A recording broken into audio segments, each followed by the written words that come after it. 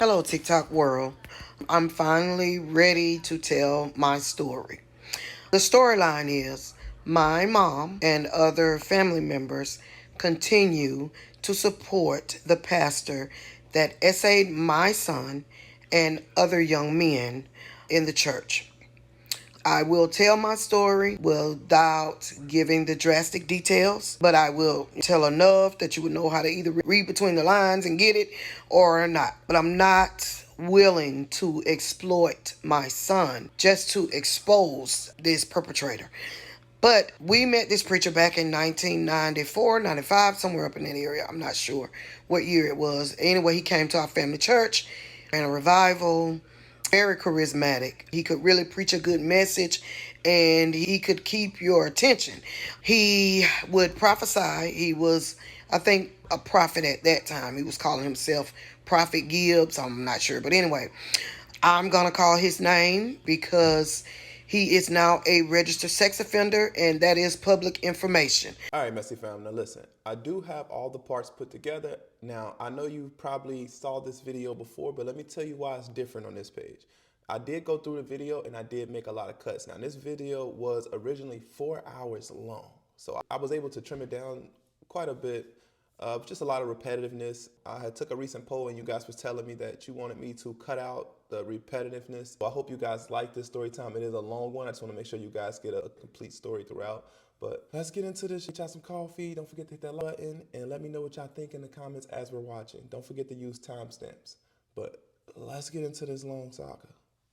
So I am able to call his name.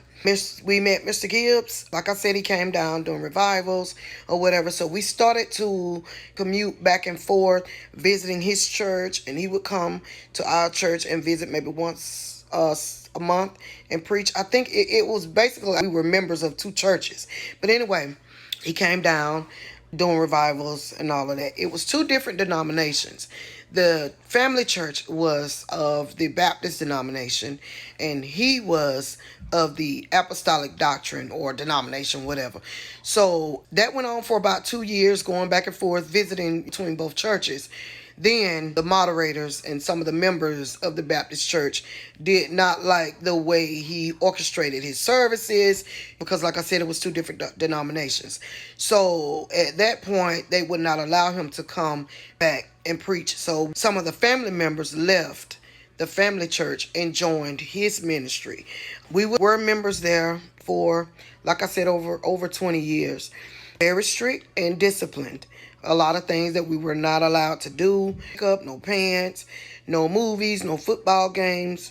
Couldn't take vacations or anything we did. If we did take a vacation, we'd have to plan it around church or whatever. It was just, the church was supposed to be our life. So anyway, met this man thinking we found the right pastor. I'm the type of person that I need discipline. I need to be in a place where I can be disciplined. But I did not know it was a cult at the time. But anyway, we'll get to that later. But so we were very faithful members there, like I said, for over 20 years. Finally, around December of 2019, my son came to me and told me that he was essayed by the preacher. It began when he was 15, going on about 2 months before he turned 16. He told me, he gave me graphic details of what happened to him. And I'm going to go down the storyline, but just kind of giving you guys a little background of how we met. My mom, sister, brothers, my immediate family, my entire immediate family was a part of that ministry. And then other people from the family started joining a little later. But he came and told me that he essayed him. And then I began to take the necessary steps to get justice for my son. For part two. So part two, when my son told me what had happened, we had a conversation. We talked. For some strange reason, I don't know if mommy kicked in, but I was able to keep my composure while he was there. But anyway, he left and went with his girlfriend. They went somewhere. I can't remember where they went. But anyway, my mom lived at that time like 3 blocks away from me. So I got in my car. I drove to my mom's house. When I knocked on the door and she opened the door, I just fell in her arms, weeping, crying, felt like my heart was broken into a million pieces. I just couldn't understand what was going on. I was in shock. So she was like, "What's wrong?" So I finally told her what my son had told me. And so she was like, "No, what? Oh my God." So at that point, I told her, I said, "Call my oldest brother." So she called him. He came to her house, and the three of us got in my car. Me and my brother was in the front, and my mom was in the back seat. Anyway, we got in the car and we was talking about it, and she was just so distraught and disappointed, and how could he do this to my, we down south old school, how could he do this to my youngin and all of that. And so my brother was like, I believe that it happened or whatever like that. So anyway, by this time my son called and asked where I was, and I told him where I was, and I told him that I went and was telling my mom about it or whatever. So at this point he began to scream on the phone, and he was like, excuse me, "Don't tell them because they're not going to believe me." So I put him on, you put him on the car phone. I put him on the car phone, and I'm saying, "No, son, they're going to believe you. They believe you. They sitting here with me. We sitting here crying together." All three of us was crying in the car. So I told him, "Just come to me. Wherever you are, just come to me." So he came, and he got in the truck, and he sat in the back seat with my mom. And we were all crying and everything, and she held his hand in the back seat crying. It was like, "I'm so sorry, baby, that this happened to you." And at that point I began to tell them, "Y'all know this is finna be a war. It's finna be rough. Please do not leave me and my son here alone. Don't leave us alone." Because I knew it was going to be a battle, because the way the church was set up, if you leave the church, the members can't have any contact with you, because you are now considered the devil. You were never with the ministry, all that good stuff. He manipulated, not only was he manipulating his victims, but he had manipulated all of the members so that they would manipulate each other. Anyway. I highly dislike that about certain churches. If I come to a church and it's like cult like you have to, like, all the members, you ever been to those churches where they just be gossiping a lot? Like anything that happens, everybody in the church is gossiping about it. It's like one of those small churches. It's like, I don't want to get too much into religious topics, but those really grind my gear the most. Like, I cannot stand that. So I was saying, please don't leave us out here by ourselves to fight this fight alone. And so we're not going to leave you guys alone. We're going to stand with y'all or whatever. So my mom proceeds, I was like, "Oh, we're getting ready to go home." My mom proceeds to get out of the vehicle. When she got out of the vehicle, everybody got out of the vehicle. And she was like, "Oh my God." She was like, "I just cannot believe he did this to my youngin." And her words were, "God forbid, if anything happens to me, y'all do not allow him to say anything over my body." So basically what she was saying was, if she passes away, don't let him do the eulogy at her funeral, basically telling us he was done with it. She was done with him. She was done with the church and everything like that. So we left and we went home. Remember in one of the videos I told y'all that my husband was not a part of the cult. He told me he wanted no parts of it. And he had already told me, "It's something about this man. I just can't put my finger on it, but it's something about this man. And I don't want no parts of it." But prior to that, I told y'all I was going to be very transparent. In 2015, he told me, "You are an adult," because I had been away from, I had backslid, basically. So I was still a member, but I just wasn't as faithful. I think around 2011 or 12, somewhere like that. So I had went back in 2015 and rededicated my life to Christ. When I did that, my husband told me, "You're an adult. You go where you want to go. You do what you want to do. I don't trust this man, and I don't want my son a part of that." We had an argument. "No, my son is going to church. I don't want him to get caught up in this crazy lifestyle. I'm going to take him to church and whatever." So when this happened, back to us leaving my mom's house and went home, my husband was there. I was crying and upset. This is about 10 o'clock at night now. So I called the preacher's personal cell phone. Nobody really had the preacher's personal cell phone number. It was the armor bearers, the young men, the revival team or whatever. It was just the armor bearers that really had his personal cell phone number. My son had his personal cell phone number, but I didn't have it. So when I called him directly, he knew my number, but I didn't have his. When I called him directly, private or blocked, I called him directly. He knew or sensed, he knew something was up, because that was a no-no. You do not call his personal cell phone number unless somebody is dying or already dead. He didn't answer the phone. He didn't call me back. The next day, he called me back.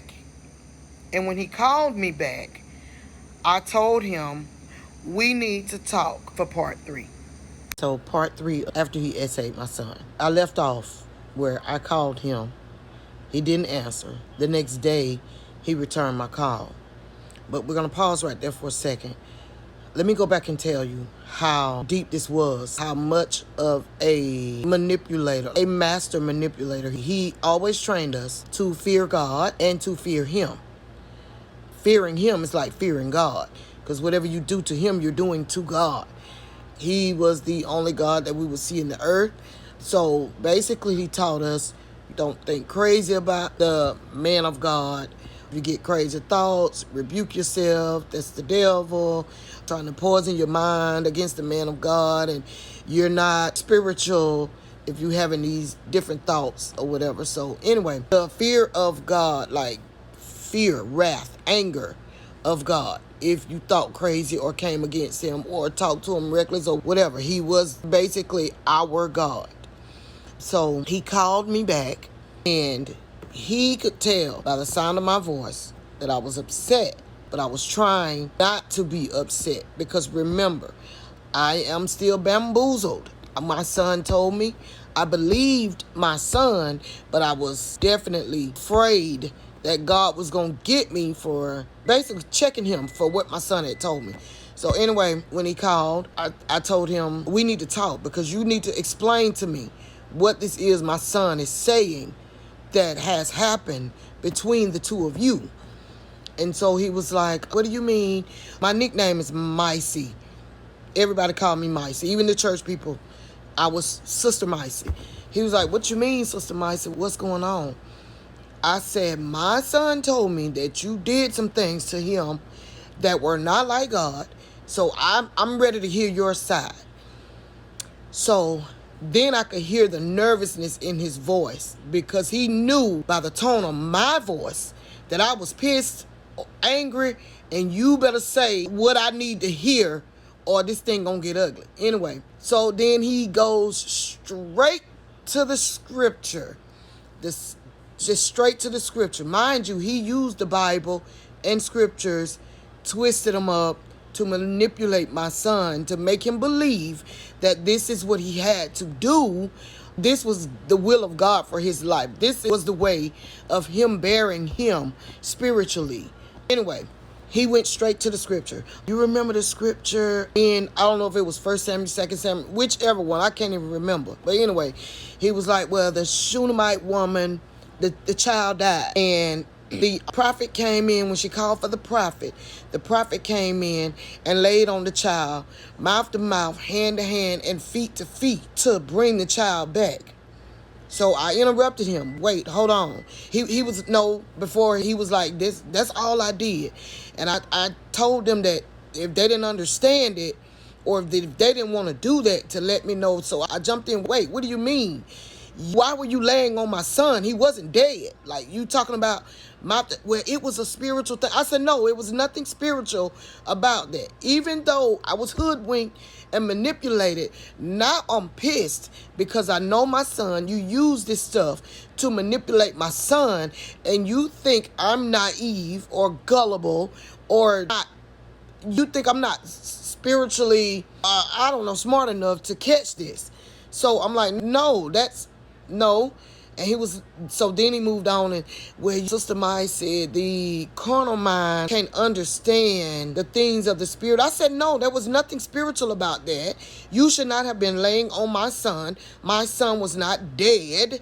And why would you explain it to me? You're going to have to explain this better to me. So he was like, wait, just calm down. And he was like, just forget everything that, he called my son by his nickname. Forget everything that your son told you, and forget everything that I just tried to explain to you, and go to God and pray and ask God who I am. At this point, I am He knew to say that to the mother and not the father. If it was the father he was talking to, talk about some forget. You know what? Ooh, my Lord, y'all. What are y'all thinking so far? This is kind of low-key getting under my skin a little bit. But let me keep my negative thoughts to myself. But me and the pastor would have definitely been talking. We'd have been talking. We'd have had a strong conversation. livid. So I say to him, I don't need to go to God to pray and ask God who you are. I know who you are. He was like, no, just calm down. Don't be upset. I said, no, you've got some explaining to do. So he was like, well, where is your son? Can I talk to him? I just need, and I said, no, you can't to him. No, you cannot. Well, I just need to talk to him for a few minutes. And I'm like, no, why do you need to talk to him? You're not talking to my son. I believe my son, what my son told me. And I should have known that everything my son told me was the truth, because he never even asked me, what did your son say that I did to him? He just immediately went to the scripture and started explaining, laying on them. Now, when this first started, it was only my son. But when I asked him about this, he was like, the scripture, and I told them they didn't have to do it if they didn't want to, or if they didn't understand it. I didn't even catch it then. He was letting me know then that there was more than one victim. But I didn't catch it. But anyway, so he was like, let me speak to, just let me talk to him. Can I talk to him, please? He was begging me to let him talk to my son. And I said, no. I said, my son don't want to talk to you. You're not talking to my son. And if I find out that you have contacted my son, we're going to have some problems. No, you're not talking to my son. So then he goes, Sister Micey, let me just explain myself. And I was like, no. And I hung up for part 4. Part 4, the preacher. So I got off the phone with the preacher, and I went back to my son to talk to him. At this point is when I found out that my son had kept a journal, writing down everything that he had been through, begging God to help him. He pulled out the journal and gave it to me. So anyway, in the journal, he was begging God to help him and all of this. So I went back to my son, and I hate that I did this, but I went back to my son and I asked him, why didn't you tell me? Where did I go wrong to make you feel as though you were not, it wasn't safe for you to tell me? And he told me, he said, Mom, because he had made me believe. He said, I honestly believed that you would not believe me. I felt alone. I did not know what to do. And he told me, he said, I realized that I needed to tell you, but before I tell you, I needed some type of proof. I guess he felt like he had to prove it to me. So he pulled out his phone and showed me the proof that he had. So I told him, son, you don't have to prove anything to me. He was like, no, because if this gets out, I know I'm going to need proof. I know this man. Y'all don't know him, but I know this man, and he is going to call me a liar. He is going to drag me through the mud. He's going to drag my name, all of that. So I knew I needed proof. At this point, I'm thinking in my mind, good job, son, because when this goes to the law, of course, we're going to need some type of proof. But I didn't say that to him, because when I asked him what he wanted to do, he said he didn't want it publicized. So this was the plan. My son told me, he said, I just don't want to ever see him again. I don't want no parts of that church again. If we could just do that and just leave, and I don't have to see him again or whatever, he was like, I would be okay with that. He said, I just don't want to go through the hassle of people calling me a liar or questioning my sexuality or anything like that. So I'm like, son, I understand. Okay, so I got on the phone and I called this other young man that was a part of the ministry, but he had left. So I called him to ask him why did he leave. And I asked him, had Jermaine, the preacher, ever done anything to him? He was like, no, he hasn't done anything to me. I left because I just didn't want to be in the church no more, basically. And I was like, or whatever. And he was like, well, why do you ask? I said, I'm just asking. He was like, well, no, I just left. I didn't want to be a part of the church no more. Fine. We got off the phone, but I did not believe him. And I have my reasons for not believing him, but I did not believe him. So I was not going to be pushy.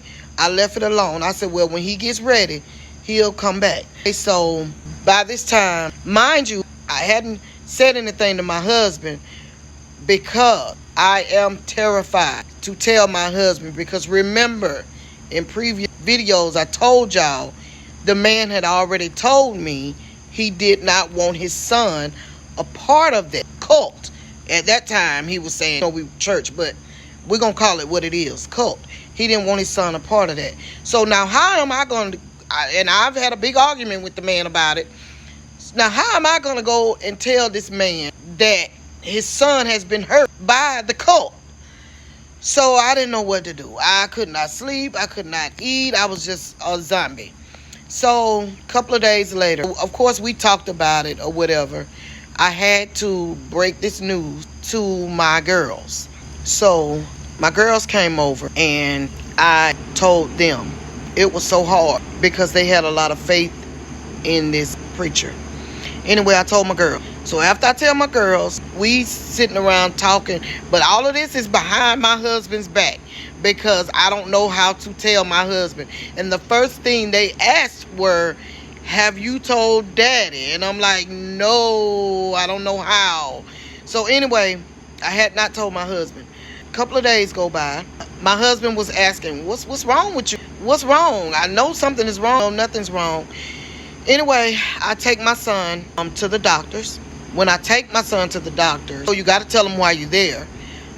At this point, I think my son was 20. So this was maybe 2.5 years after the abuse had ended. But my son is now of age. Took him to the doctor. My son told the doctor what went on, and he gave the name of the preacher. The doctor comes out and tells me, your son said XY, and I know he's of age, but this has to be reported. I'm fine, report it. Is my son okay with that? So he was like, it doesn't matter if he's okay with it or not. I have to report it. And I was like, fine. So I go in the back, talk to my son, mama. I completely respect the hospitals for doing that because it's bigger than just her son. You know what I mean? If he's touching her son, then it's a good chance that she already admitted that he's touching other people. So I respect the fact that she respected him, not to humiliate him, but in my mind I was thinking like, well, that's not helping the other victims. Somebody has to take the stand and say something. Because if you let him keep getting away with it, which I will show y'all, keep watching the video, I will show y'all like pictures of this man. Like he's been sentenced for this crime. So this ain't even an allegation anymore. This is a fact. But I will provide screenshots from her profile that she had put up of him. So make sure y'all keep watching it throughout the video. But like I said, what do y'all think? Y'all think the doctor did the right thing? I would say that she did, or he did the right thing. But what do you guys think? Let me know in the comment section. He's got to report it. And I'm like, baby, I'm so sorry. Now here we go again. At this point, the preacher is blowing me up. When I say blowing me up, this man had called me at least 15 times within 30 minutes. So let me step out. Somebody's calling me. I didn't tell my son who it was. Let me step out, answer the phone, see what's going on, whatever. But whatever you and the doctor decide to do, I got you 100%. It's going to be okay. Gave him the little mommy son pep talk and stepped out, answered the phone for the preacher for part 5. Part 5, I left off at my son. I took my son to the doctor. But prior to that, when I had the first phone call with the preacher, before I ended the call, I had told him, I believe everything my son said. He has no reason to lie to me. I believe what he said. And whatever my son decides to do, that's what we're going to do next. Fast forward to the doctor. The preacher was calling me. I stepped out to answer the phone. When I stepped out to answer the phone, he was calling me to ask, what did we decide to do? So I'm like, listen, I cannot talk to you right now. I'm in the middle of something. I just cannot talk to you right now. I'll call you back. But him and his arrogance, he just would not let up. I just want to know what y'all decided to do. So I told him, I said, listen to me. I said, I have my son at the doctor. The doctor reported the abuse, and my son now has to give a statement to law enforcement. So he was like, oh, God, no. Why? Wait. And I'm like, what? He was like, wait, no. Is there anything that we could do? I want a peaceful exit and all of this. So I'm like, nerve of you to ask me for a peaceful exit after all that you has put my son through. No. Look, I got to get off this phone. My son needs me, and I'm going back inside to check on my son. Sister Meister, please, no, just ask him, what can we do? Can we have a peaceful exit or whatever? So anyway, I was like, I gotta go, bye. I just had to hang up because he just would not get off the phone. So when I went back in to talk to my son, by this time law enforcement was coming in. And so the officer that they sent, my son was familiar with him. So was I. I'm from a small town, so everybody knows everybody. Excuse me. So my son was like, he asked the officer, he said, I don't mean to offend you or anything like that, but we are common with each other. Is it okay if I give my statement to another officer, a different officer that I do not know? And the officer was very polite, very understanding. He was like, sure, what I'll do is I'll call the investigator and I'll let you talk with him. So he called the investigator, he came. But when the investigator came, all of them were still in the room together. So my son asked the investigator, he said, is it okay that I just come to your office and give a statement instead of here? So the investigator was like, yes. He was also understanding. He was like, yes, you can come to my office tomorrow. He gave him a time to come. So we're leaving the hospital. We're leaving the doctor. Jermaine, the pedal, is ringing. He started calling, just blowing me up. So I finally tell my son, I said, listen, this is Jermaine calling, and he's wanting to know what we're going to do next. So my son was like, well, at this point, it's out of our hands. No, tell him, what's going on. He said, I don't care if he knows, because at this point, he's really getting on my nerves calling you. So I told him, I'll go ahead and get in the vehicle. I'll answer the phone. So I answered the phone for the preacher, and I told him, I said, listen, I don't know what you want from us. I don't know what you expect me to do. Because you got to remember, not only was I hoodwinked, but I'm coming out of it now, of being bamboozled. I'm coming out of it. Because now I'm seeing this man for who he really is and the type of person that he is.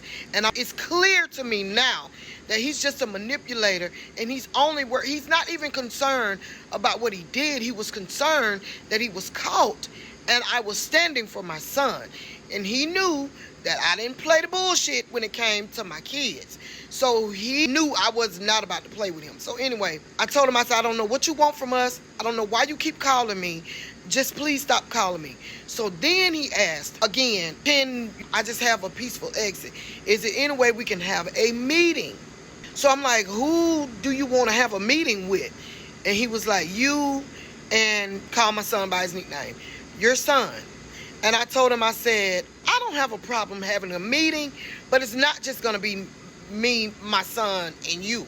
No, because at this point, I don't trust you, and I don't know what you're capable of.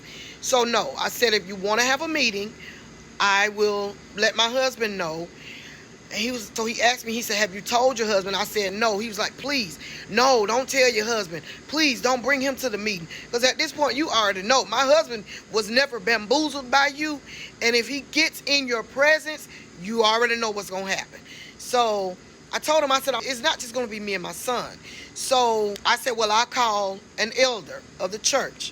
For you biblical folk, If you got an alt, bring it to bring the before the elders. So I said, I call another elder from the church. So when I told him that I would call another elder from the church, he was like, which one of the elders? So I gave him the name of the elder. Oh no, God, no, please, no. I said, well, I don't want. We're not having a meeting if we don't have another person there. No, you're not gonna get me and my son in no building, just me, you, and him. You might want to unalive us or whatever, because you caught. So he was like, you can bring the elder. Fine. I said, but remember, I live where I live. He lives 45 minutes away from me. At this point, I told him, I said, I'm not coming to Monroeville. I will never, ever drive to Monroeville ever again. So if you want to have a meeting, you're going to come to where we live, and it's going to be at this time. So he was like, okay. He just such a wimp, weak. Anyway, so I ended up calling the elder. The preacher wants to have a meeting. Can you meet us at the church at whatever time? By this time, we are in the ministry for about over 20 years. So he's got like 8 churches in 8 different cities in 8 different counties in the state of Alabama, or cities, whatever. Excuse me. So he had a church in the area that I lived. So that's why I told him, you're going to have to come to me. Anyway, I called the elder. The elder agreed to come to the meeting. So I get back in the vehicle and I tell my son, he wants to have a meeting. Is that okay? My son was like, yes, we can have a meeting. You call him back though, and you tell him, in this meeting, he is going to tell you the truth. He's going to admit what he done. He's going to apologize to me, and he will stop harassing me. So I say, fine. Call the preacher back, relay the message. Preacher agrees for part 6. Part 6, I left off where we were setting up the meeting. I'm giving a lot of detail because a lot of people have not heard this story. All they know is that the preacher was accused of saying young boys in the church, but they have not heard this story. So that is the point of me pretty much giving a lot of details so that people will hear my story and know that it is the truth. I would not dare lie and say something happened to my son that didn't happen, especially something as traumatic as this. And I'm sorry, y'all, the last part I said part 5, but in the subtitles I put part 6, but that was actually part 5. This is part 6. So we set up the meeting. My son, the elder and the preacher got there before my son and I. So anyway, we pull up to the church. I'm giving my son a pep talk all the way to the church or whatever. We pull up, we walk in. So the preacher is standing there. Now, mind y'all, most of you guys say, oh, I could not have faced him without unaliving him or without causing him any type of physical harm. But like I said, I'm in the cult. I have gone through years and years of manipulation. So it's not just that easy to come out of that. Do I wish that I had handled the situation differently? Of course. A lot of you say what you would or would not have done if this was your child and you were in that situation, but it's different when you find yourself in that situation. You really just don't know what to do. And again, I'm thinking of my son, putting my son first. We walk in. The preacher is up talking and saying, you say your son is going to need therapy. I will pay for the therapy.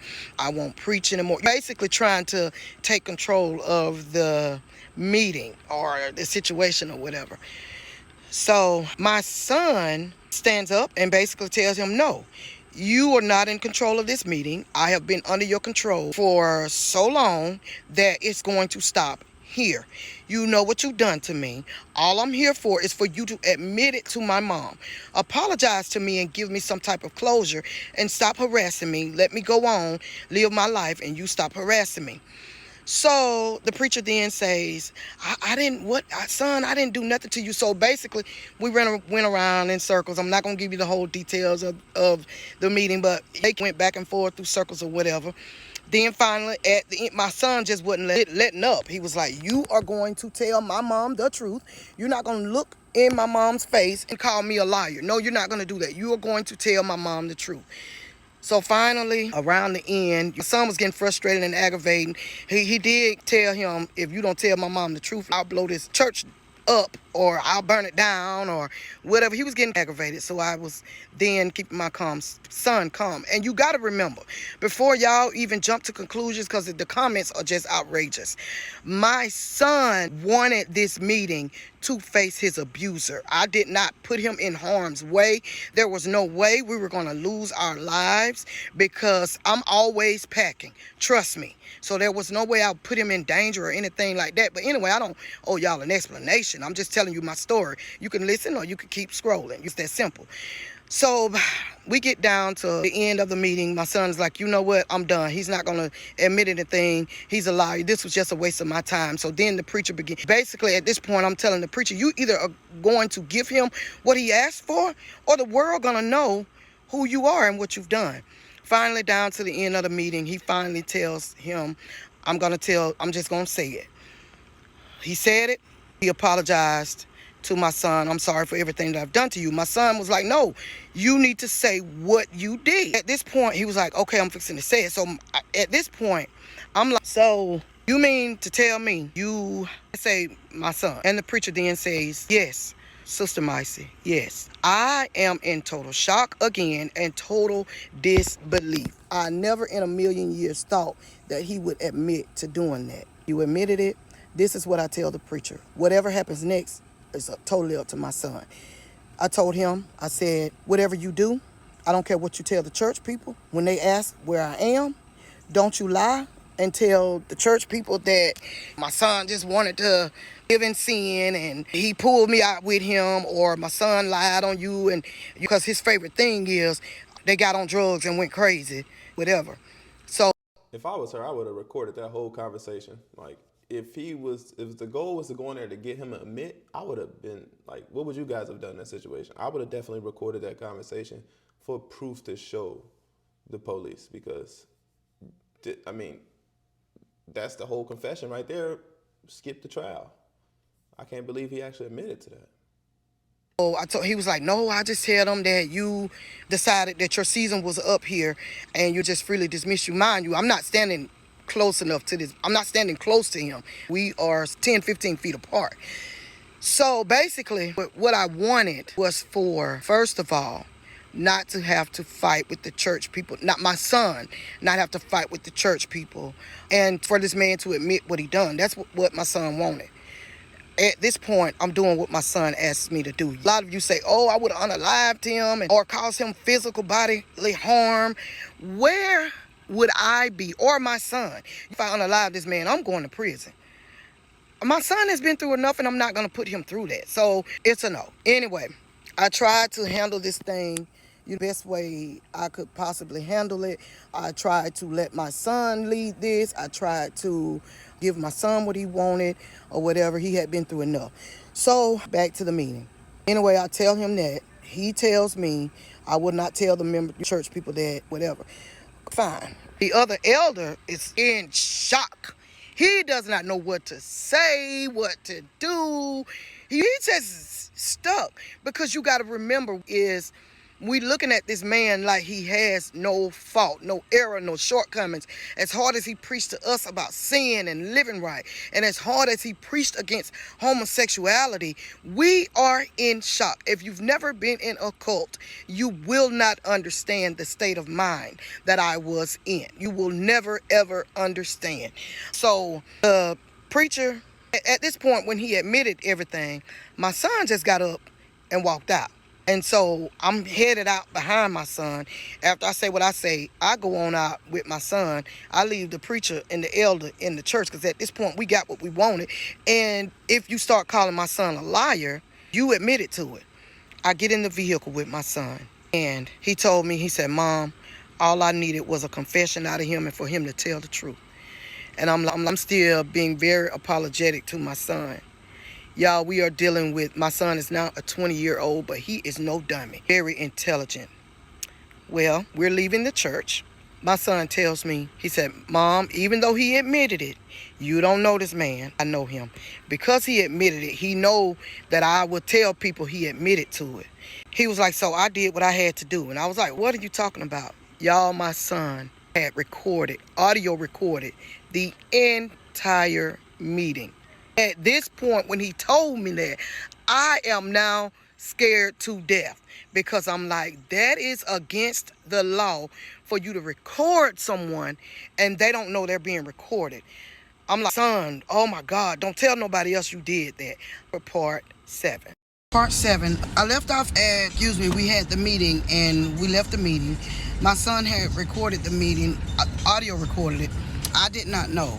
I was terrified. I thought that once this gets out and the preacher decides to come up with some type of defense, that my son would get in legal trouble for audio recording the meeting. However, I know better now, but then I did not. But anyway, my son and I, we made it home. A few days go by. I'm trying to skip over a lot because y'all kind of rushing me to tell this story, which I understand. I would be the same way. But a few days go by. I'm talking to my mom, but I can tell just by her conversation that she's changing. She's starting to have a little sympathy or empathy for the preacher or whatever. So I'm like, I think to myself, I need to back off from her because she gonna piss me off. Anyway, so I was home one day, maybe 2 days have gone by. So at this point, now I'm saying I need to tell my husband because I found out that a few people know what is going on. A few people from the cult. And how people are. If one person finds something out, they'll tell the next person and it just goes on and on. So at this point, I'm thinking it's time for me to tell my husband because I don't want him to hear it from someone else, and I have not told him. So, but before I could tell my husband, one of the other mothers from the church, which happens to be my mom's sister, one day she called me and she was like, what's going on? I heard something was going on. I want to hear from you. So I began to tell her what was going on. My son told me that he was abused by the preacher, and I'm telling the story, and I got down to the part where I took my son to the doctor. Now, mind you, prior to that, I had already told her that I spoke with the preacher or whatever, and the preacher all but admitted it. I'm not telling her about the audio recording or the meeting yet. So anyway, I'm telling her, I'll get down to the part where I'm taking my son to the doctor. She cuts me off and goes belligerent. She loses it. You lying, and y'all lying on the man of God, and God gonna get y'all for coming against the man of God, and you believe everything your kids say, and you make a God out of your children, and all this kind of crazy mess. God gonna get y'all, and y'all ought to be ashamed of yourself, and he's a real man of God, and he would never do that. So I'm trying to interrupt her, and I'm like, wait, hold on now. I'm trying to explain to you. You called me and asked me what happened. All right, at this point, my daughter has walked in, and she walked into the room where I was, and she was trying to take the phone. Well, anyway, one of my daughters. So anyway, she's going on, and then finally she just hangs up the phone. All right, so at this point, now I'm upset because I realize now that my mom has called her sister, the preacher has called my mom has called her sister, and the sister, everybody's turning on me now. So I hang up the phone, and I turn then and tell the preacher, you have got to tell these people what's going on. If you don't, I'm going to tell them in the way I tell them. It's not going to be nice. That is not a threat. That's a promise. I'm not going to let these people continue to call my son a liar. So the preacher was like, oh, wait, well, I thought it was done and over after the meeting. So at this point, I'm telling him, no, you've told people that my son got on all kind of drugs and he's gone crazy and he's lying on you. This is in the process between the time the meeting and the mother from the church calling me, my mom's sister. So I had been hearing things. Anyway, he was like, well, I'm going to deal with it, whatever. So basically, I'm telling him, if you don't deal with this, we're going to the law. Mind you, when my son went to the doctor and the investigator came, he told my son to come the next day to give a statement. Well, my son was like, I want to handle this on my own. I know if I go to the police station, it's going to be publicized, and I don't want that. So I'm just following the leading of my son, whatever he wants to do. So anyway, I don't mean to confuse y'all, but I'm trying to tell you the story and not leave anything out. But anyway, so my son says, after the phone call, my mom's sister hangs up on me, I turn and call the preacher The preacher then says, oh, we're going to handle it. We're going to deal with it. I'm going to have a meeting with the church because I told I didn't want this to get out. And, well, when I was saying I didn't want it to get out either and this kind of stuff. Anyway, y'all know me. I'm very smart. My son taught me well. Audio recorded that phone call. He's going to have a meeting with the church and just be honest with the church and tell them what's going on. And again, with the lies, he's going to take himself down. He's no longer going to preach or whatever like that. So at this point, I told my son about the phone call. And my son is like, you know what, Mom? He said, I didn't want this publicized. He said, I did not want the hassle of having to argue with folk and prove myself and prove my point because this man, we hold him, we esteemed him high. So he was like, I don't want, at this point, I don't care. Let's go on and do what we need to do because he's lying. He's not going to tell these people the truth and all of this, whatever. So I told him, get your grip. Let's go to the police because at this point, we've got to do something. And I'm just not going to stand back and let these people call you a liar and badger you. And he's telling people you on drugs and gone crazy and all this stuff. So when I asked the preacher about that, he was like, I never said that. Like, he's just a compulsive liar. So anyway, my son and I, we got up, we got our grip together. Then we get to the police station. They asked my son, where did the abuse take place? My son says in the county he lives in and in the county and in another county. They were like, oh, so what we need to do is call the police department from his county and they have to come in and you have to give a statement to them as well. So that's what happened. When we got there, the investigator from the county, Mr. That Jermaine Gibbs lives in, met us at the police station. We did the report, but at first, this is how I found out it was okay for my son to audio record the conversation, the meeting, because I went in first and I'm like, look, I'm just going to be honest with you guys. My son, we had a meeting with this preacher. My son got a confession and he did audio record the entire meeting. So what do I do? What do I need to do to save my son from any legal troubles? And they were like, your son was a part of the conversation. So he was allowed to audio record without the man knowing. And they were like, he did the best thing for this case. I'm so glad that he recorded that meeting and got a confession out of him. Fine. So at this point, they tell me step out. My son comes in, gives his statement. He tells everything, all the details, everything.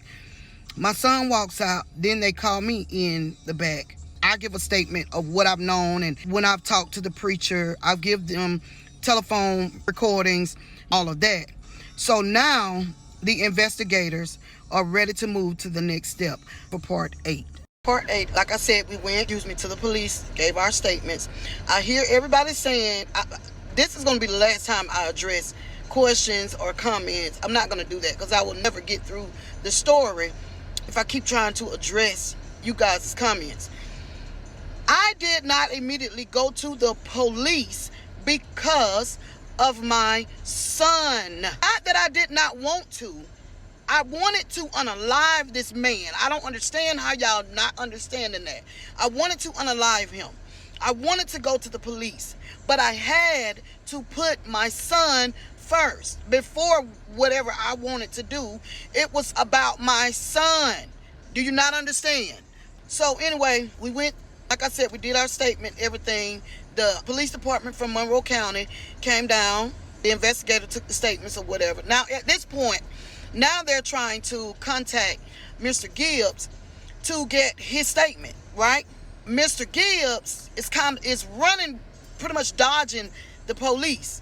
Now, mind you, the members, now everybody knows what's going on. The members even know what's going on, the cult members. These idiots see this man dodging the police. They even ask him what's going on. Him with his arrogant ass tells them what goes on in his personal life is none of their business. Now, I'm going to pause right there because over maybe around 2001, 2, 3, somewhere like that, the church had a big split, right?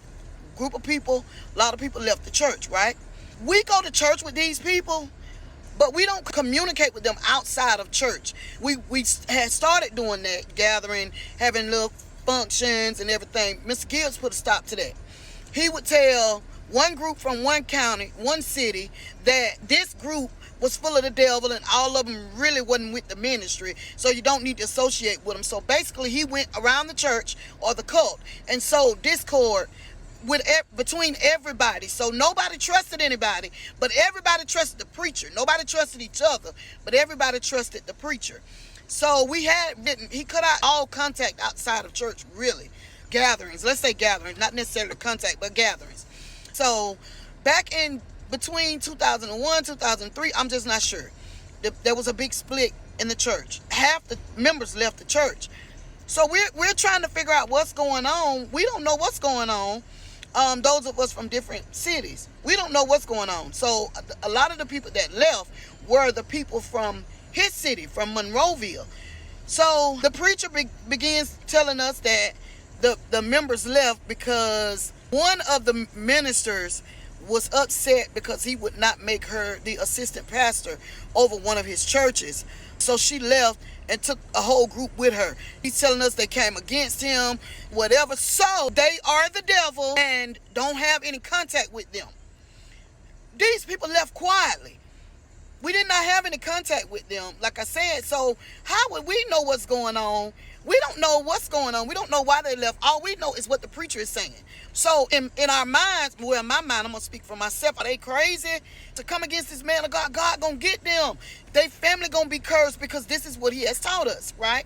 Not even thinking, well, reach out to somebody to find out the truth, because why would the preacher lie in our minds? Again, manipulated, hoodwinked, bamboozled. So they left. Everything was quiet. When I would see the people, I would speak to them, but I was afraid. Lord, if God strike them down, I don't want to be nowhere near, because I don't want to get stricken by lightning. So it had nothing to do with the ones that left. When this happens with my son, now I'm thinking, why did this other group leave? They left quietly. Do you not understand me? These people didn't make no noise. They did not warn any other parents in the church. Well, I find out, I don't know how true it is, but I find out, well, quite a few of the ones that left, when I reached out to them, they told me they left because the preacher SA'd one of the preacher's other ministers' young men. That's what I was told. So I'm like, wow, no, why y'all didn't say anything? The first thing they said was, we didn't think y'all were going to believe it. So they were like, we didn't think y'all were going to believe it. Jermaine had built this whole smear campaign against these people, devil, they just all kinds of stuff. He came up with so many lies about how they came against him and everything. And he would even say, they lying, saying I'm sleeping with all the women in the church. Then they say I'm sleeping with all the men in the church. And then he was like, but my wife, mind you, but my wife, don't you think if I was doing all of that, my wife would have an issue with that? So we like, that don't make sense. But maybe the wife just don't know about it. Why he throw his wife under the bus like that? Don't you think she would know? No, I don't think she would know. If you were a master manipulator, I don't think anyone would know. I think even the people who do know won't even feel like what they're doing is wrong. Or do you hear what the victims are saying? Nobody believes them. So of course your wife, if you're good at manipulating strangers, people who don't know you and you don't know them as good, then of course you can manipulate your wife to be blind to those things. But what do y'all think? nobody made any noise when they left. Nobody made any noise. So I start thinking and reach back out to the people. So back to the members. Anyway, Mr. Gibbs would not tell them what was going on or whatever. So a few of them, I'm just going to be honest, a few of them started reaching out to me. Now I'm going through this phase where I've got to tell this story to these people. Like I said, a few of them. And the ones that reached out to me did not have young men or young children involved in the cult. They did not. The ones that reached out to me were mainly concerned about me and my son and what's going on with my son. Now, I had a few to reach out and or even call me and ask me what's going on, and I tell them, and they're like, well, I'm sorry for what happened to your son, but I'm going to stick with the apostle. I'm going to stick with my pastor. He prayed me through a lot of things, so I'm going to stay here and pray him through this. I'm like, okay, well, fine, but as long as you know the truth. Y'all asking me, I don't have anything but the truth over here. I'm giving you what I got. Fine. Some of them even asked for the audio recording of the meeting. Certain individuals, I did send it to. Or certain individuals, I did allow them to listen to it. I even went to my sister's house, sat in the yard, turned on the audio recording, let her hear it from beginning to end. She goes, oh, he did that. Your son ain't lying. I can't believe he did that. I got to find me another church. All of this. You go through all of this.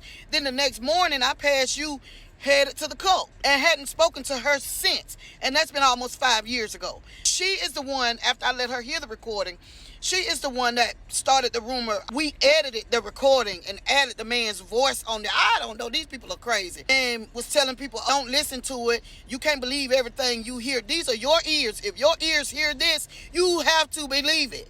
But anyway, so now the preacher knows that there is an audio recording and different people are hearing the audio recording. Mind y'all. So the man, I was going to go to his wife, but I'm not. So the man knows there's an audio recording. So what Mr. Gibbs does is he calls a meeting with the people that are still there, because a few people had left, but not that many. Some people, all they had to do was hear it, and they automatically believed because they know my son. They know the type of person that he is. So they knew he wasn't lying.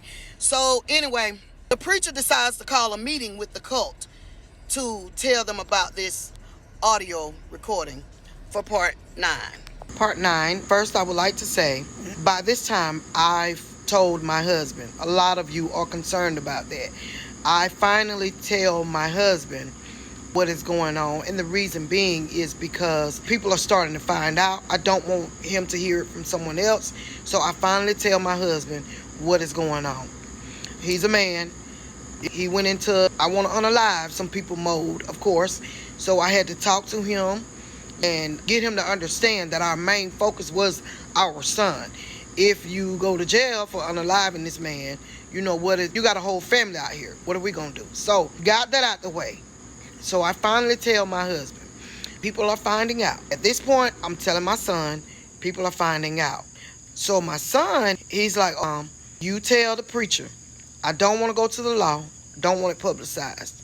You tell him to call a meeting with ministers, basically, in the church and their wives, and let him tell them what he has done so that the truth will be out and we don't have to worry about going to the law or anything like that. So I want y'all to understand something. I really wasn't agreeing with my son. I really felt like we need to take this, we need to just go and go to the law. But because I'm following my son's request, like I said, I don't want to put him through so much. So I told him, I said, well, I'm going to go to this meeting. You're not going to go to this meeting. Fine. He was okay with that. So I tell the preacher what my son says. At this point, what y'all got to understand is this is a man that has to be in control of everything and everybody that he comes in contact with.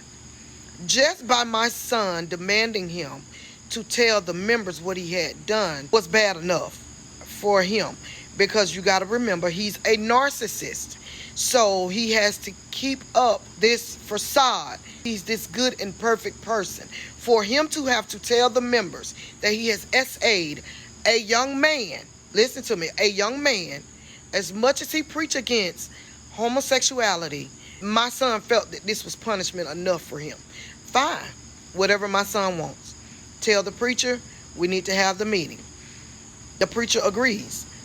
So I got ahead of myself because I had told y'all that he found out about the audio recording and requested, he set up a meeting with the members at the cult. But before that meeting, I told him what my son requested, what my son wanted. And so he decided to have this meeting. He told me, he said, I can do that. Whatever he wants, I can do that. Anything to keep me from going to the law, right? So I told him, I said, you call every minister in the church and you let them know to meet us at the church for the meeting so you can tell them what you've done. You can be honest with these people and tell them what you've done. And you let them decide if they want their wives a part of that or not, or whatever. Fine. He was okay with that. So it was about maybe 9 or 10 ministers that were there at this point. I pull up to the church. He called one of the ministers and told the minister to call everybody else. But then he tells this minister, but don't call this preacher or that minister or that minister or that minister. Don't let them know what's going on. But he selected a few to call. This is when I find out that my mom has completely turned against me. We get to the meeting. I pull up.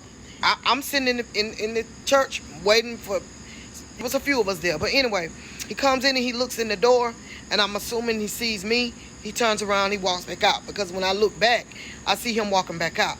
Fine. Most of everybody is there, right? So I'm thinking in my mind, where's Minister so-and-so? Still ain't saying nothing. I'm thinking, y'all know us. I'm thinking they just running late, whatever. So we go ahead and get ready to start this meeting. He tells everybody, move all the way to the front. I want y'all to hear me clearly. But he's very hesitant. He really don't want to say what he's got to say. So my mom, at this point, she walks in, but she sits towards the back. So he looks up at her or whatever. I'm assuming she's crying and upset or mad. I don't know, because when I look back, I just see her sitting there, and I turn back around because I'm like, she didn't come up here and sit next to me. He then almost runs. He wasn't running, but he was walking pretty fast. Walks out of the church, and he goes outside. So by this time, a few minutes, we waiting, nobody comes back in. So we get up, those of us that are sitting waiting, we go out. I have y'all to know, I open the door, because I'm like, where is everybody? I open the door, honey. He's got the few ministers that he did tell to come. He out there running around, y'all. The man is out there running around, screaming and hollering. They chasing him, trying to catch him. He putting on this big, I'm the victim act now, right? They running around, chasing him or whatever. Everybody pretty much knows what's going on, but they just not sure. So anyway, they chasing him. He falling all on the ground. I'm just standing there. I'm saying to myself, whenever he gets done walling and falling out and screaming and hollering and having his whole tantrum, he gonna get in here and he's gonna tell these people what he has done. So I'm standing there. I'm all nonchalant, right? At this point, I don't care about what he got going on. So then finally, I see them carry him to his car. So the door is open. So he sits in the car. He done fell over, screaming and hollering or whatever. So I turned in, and my mom is sitting there. She's pouting. Oh, she is mad. So finally, I'm assuming get himself together and come on in, because he see I'm standing at the door, and I got this look on my face, looking whatever. But you gonna get in here and you gonna tell these people what's up. So my mom, she huffing and puffing, she mad. Mind you, she hadn't spoke to me, ain't said 2 words to me. So he comes in. Then he says, let's start with a prayer. I'm standing there with my arms folded. I got resting bitch face, because I'm just not with all this. So he has the nerve to say, Sister Micey, you lead the prayer. I said, oh, no, I'm not. This is my face. No, I'm not praying. Come on, let's get this thing going. So anyway, finally, one of the other preachers says the prayer. I'm assuming, I really can't even remember. It's been 5 years ago, and I've been through trauma. So, hey. But anyway, they do the prayer or whatever. So then he gets to talking. As many of you, I'm going to stop being silly, but. So anyway, he starts to talking. As many of you know, don't know why I called this meeting or whatever like that. So he begins to talk. But like I said, he's hesitant or whatever. So at this point, my mom interrupts. I just can't do this. So I'm looking at her or whatever. By this time, everybody, they all crying, right? I'm crying too, because I'm not understanding what's going on with this. Anyway, I'll see y'all in part 10.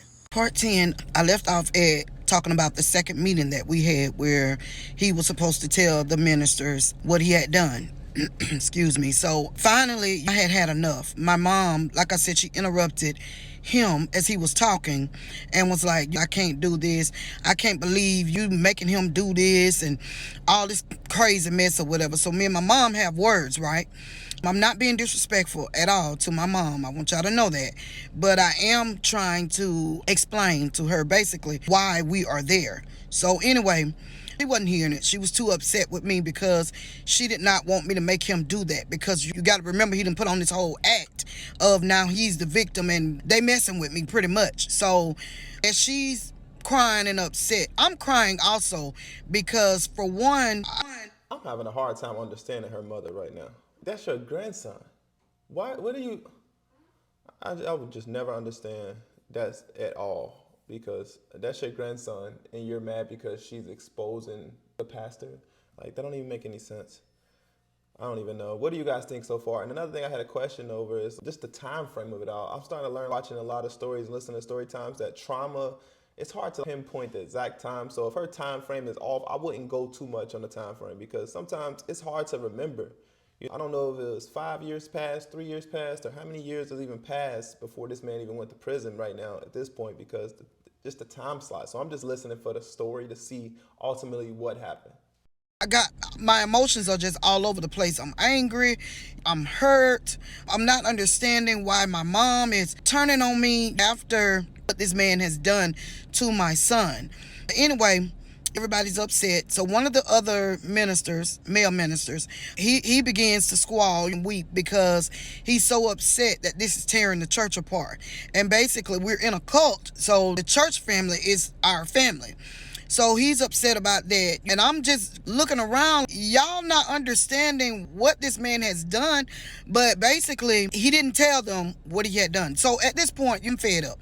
So I just tell him, look, I'm about to leave. I'm going to let y'all have this, because this just too much for me. I'm going to let y'all have this. But I do turn and tell the preacher, we didn't get accomplished while we're here. So do not contact my son. I'm leaving this church. I'm no longer a member of this church. I'm leaving. Nobody contacts my son, and you don't have to contact me. You won't hear from me again, but the next group of people, you know who they are. You will be hearing from them. So I left the meeting. Then comes about a day or so later. All right, I'm not talking to my mom now. My mom hasn't talked to me. We usually talk on the phone every day, a couple of times throughout the day. But I hadn't talked to her since this meeting, so it's been about 2 days now. So that's when I get the phone call from her sister, and then I turn and call the preacher or whatever. After all of that, then we move. Like I said, my son and I, we go to the law, do what's necessary. Then they are looking for Jermaine. Jermaine is basically dodging the police, pretty much running from them. They only wanted a statement from him. At this time, they're not going to arrest him, but they do need a statement from him. They want to question him or whatever. But he knows what's up. So anyway, when the police finally catch him, they have to catch him leaving a church service. So this is 10, 11 o'clock at night. They have to catch him. Mr. Gibbs has switched cars. He and his wife have switched cars, right? We're going to talk about the wife. But anyway, he and the wife had switched cars. So when they switch cars, the police pulls the wife over because they're leaving church. So they got pretty much a caravan behind them. Everybody leaving church going their different directions. But on the way out, you got a line of cars behind them. Anyway, they pull the wife over. The wife would not tell them where he was. So they wait on the caravan and they seize the wife's car and pull that car over. That's when they get Jermaine.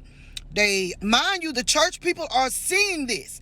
So you can just tell that they were bamboozled, because it's still not clicking in their minds that this man done something for the police to be looking for him.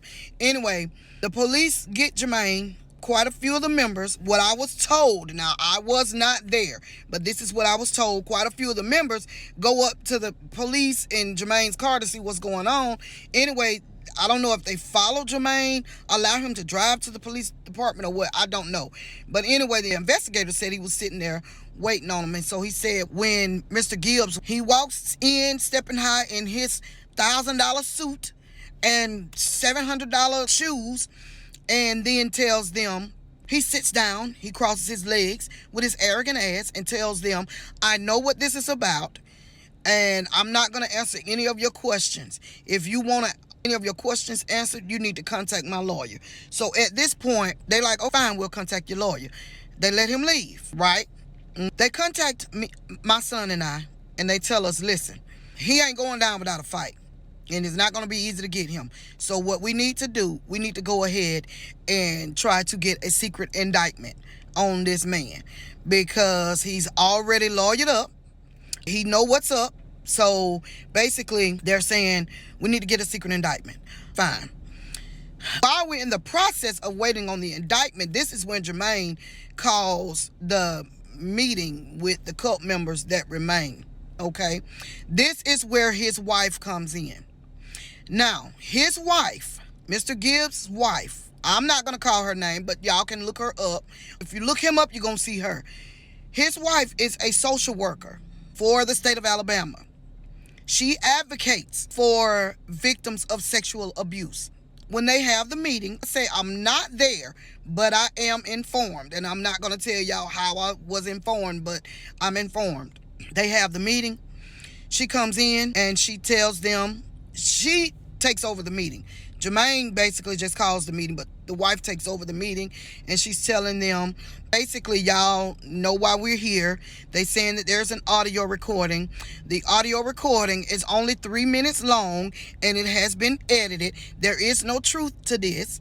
She then tells the cult members, y'all know we have been here before, and God is just like God delivered us out of that the last time, he'll deliver us this time. People are like, because nobody knows that you've been here before.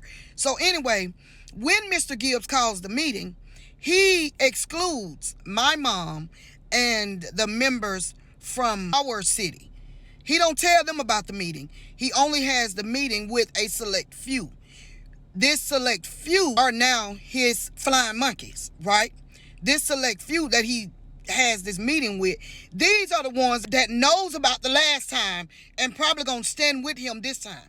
But, excuse me, my mom and the other family members from the city that I live in, we know nothing about these accusations have come up before, right? So they exclude my mom and the family members from my city from the meeting. So the meeting goes on. They tells them there's nothing to it. We're going to handle this. We've gotten legal defense and it's all just a bunch of boo-hockey, whatever. This is the social worker that's taking over the meeting. So anyway, I don't know too much about that because I really didn't care to know or to hear about it, because at this point now we're focused on getting this secret indictment on Mr. Gibbs. However, my mom, when I finally do talk to her, she calls me to basically tell me we need to just, I thought y'all were gonna leave the church and just let that be. That's what y'all need to do. People's souls, if people are hindered by this, their souls gonna be required of y'all's hands, me and my son. Now, not the preacher. Now, the preacher is the one that abused my son, but there's no accountability for the preacher. But my son needs to take accountability of the people that will be hindered because he's gone to the law and we've publicized this. I'll see y'all in part 11. Part 11. I left off with the phone call with my mom. So basically she's telling me that people were going to be hindered, and basically it was going to be mine and my son's fault because we've allowed this to be publicized about the preacher, and a lot of people have a lot of faith in him, a lot of trust in him, and if they find out this, it's going to ruin the ministry or it's going to hinder a lot of people. Well, I'm telling her, Mom, you was in the meeting. You knew that he was supposed to come to this meeting and tell the ministers what he had done so that when people do find out, they won't be calling my son a liar. Truth would already be told or whatever. You know what's crazy? I'm thinking about when the pastor's wife said, we've already been here before.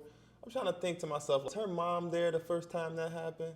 Because she's fighting too hard as if she got a chair in the cult. He just sits at the table and make the decisions with her. Something seems a little bit off about her mom a little bit, because that type of delusion to me is just, it's not even healthy. No telling what else her mother even knows at this point. Because if you're worrying about the souls of everybody else in the church when they find out the fact that he is that type of person, we got to keep it friendly for you too. But once you figure out he's that type of person, your concern isn't on your daughter, your grandson. Your concern is on that man. Is your mama having an affair with that? Let me stop, messy. That's a little too messy. So she was like basically having a lot of sympathy and empathy for the preacher, which pissed me off to the highest level, because I'm like, this is a stranger to you. You don't know him. I thought I knew this man, but I don't know him. The things that he has done, Why would you want me to, things that he has done, why would you want me to just ignore that? So basically, I'm going to get justice for my son. He will not sit back and call my son a liar. Y'all will not slander my son. And I told her, I said, I don't understand you. He did this. Or you trying to say that he didn't do this? So she then tells me, I'm not saying that he didn't do it. I just don't like the way you handling it. So at this point, my mind is blown. I'm like, you know what? Before I disrespect you, I am going to get off this phone. We get off the phone. I don't speak with her for a couple of days. Well, my daughter, this gets down to the preacher's daughter. The preacher's daughter and my daughter work for the same company. All right. Now it's gotten out, and a lot of people are hearing about it. The church members, some of my family members, it's getting out. But at this point, my son is okay. He's like, Mom, it don't matter about it getting out. We are going to go ahead and pursue charges. So anyway, my daughter was at work one day, and the preacher's daughter came in. Remember I told y'all that he said in the last meeting, my wife and my daughter knows everything. They just couldn't bear to hear it again. That's why they were not in the meeting. My daughter is at work. She said the preacher's daughter walks up to her and say, I'm so sorry to hear about what happened to your brother. So she was like, and so basically my daughter is asking her, what did you hear? So they go off to a private area and talk. The daughter then begins to tell my daughter that the preacher, which is her dad, told her that someone in the church, my son was SA'd, but it was somebody else in the church. He wasn't going to give her the name of the person because that was private or whatever, but it was somebody else in the church. So basically, he has lied to his daughter because my daughter begins to tell her, no, it was nobody else, it was him. So now the daughter is distraught because, number one, you did this to this young man that I know he don't bother nobody. I know he's not lying on you. And number two, you lied to me. So now both of them got to leave work, right? Because both of them are upset, crying, and just having a good fit. So my daughter calls me. She comes to me, and she's telling me about how he lied to his daughter or whatever. So we talk about it or whatever, go on. I then turn and call the preacher, and you lied.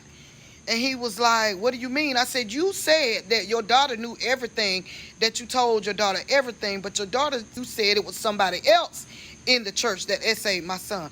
He was like, no. So he then calls his daughter. She is giving him the blues, going off on him. You lied to me, you a liar, and he's just upset, whatever. They get off the phone, boom. Now his daughter, the preacher's daughter, turns and calls me. And she's screaming and she's crying and she's upset.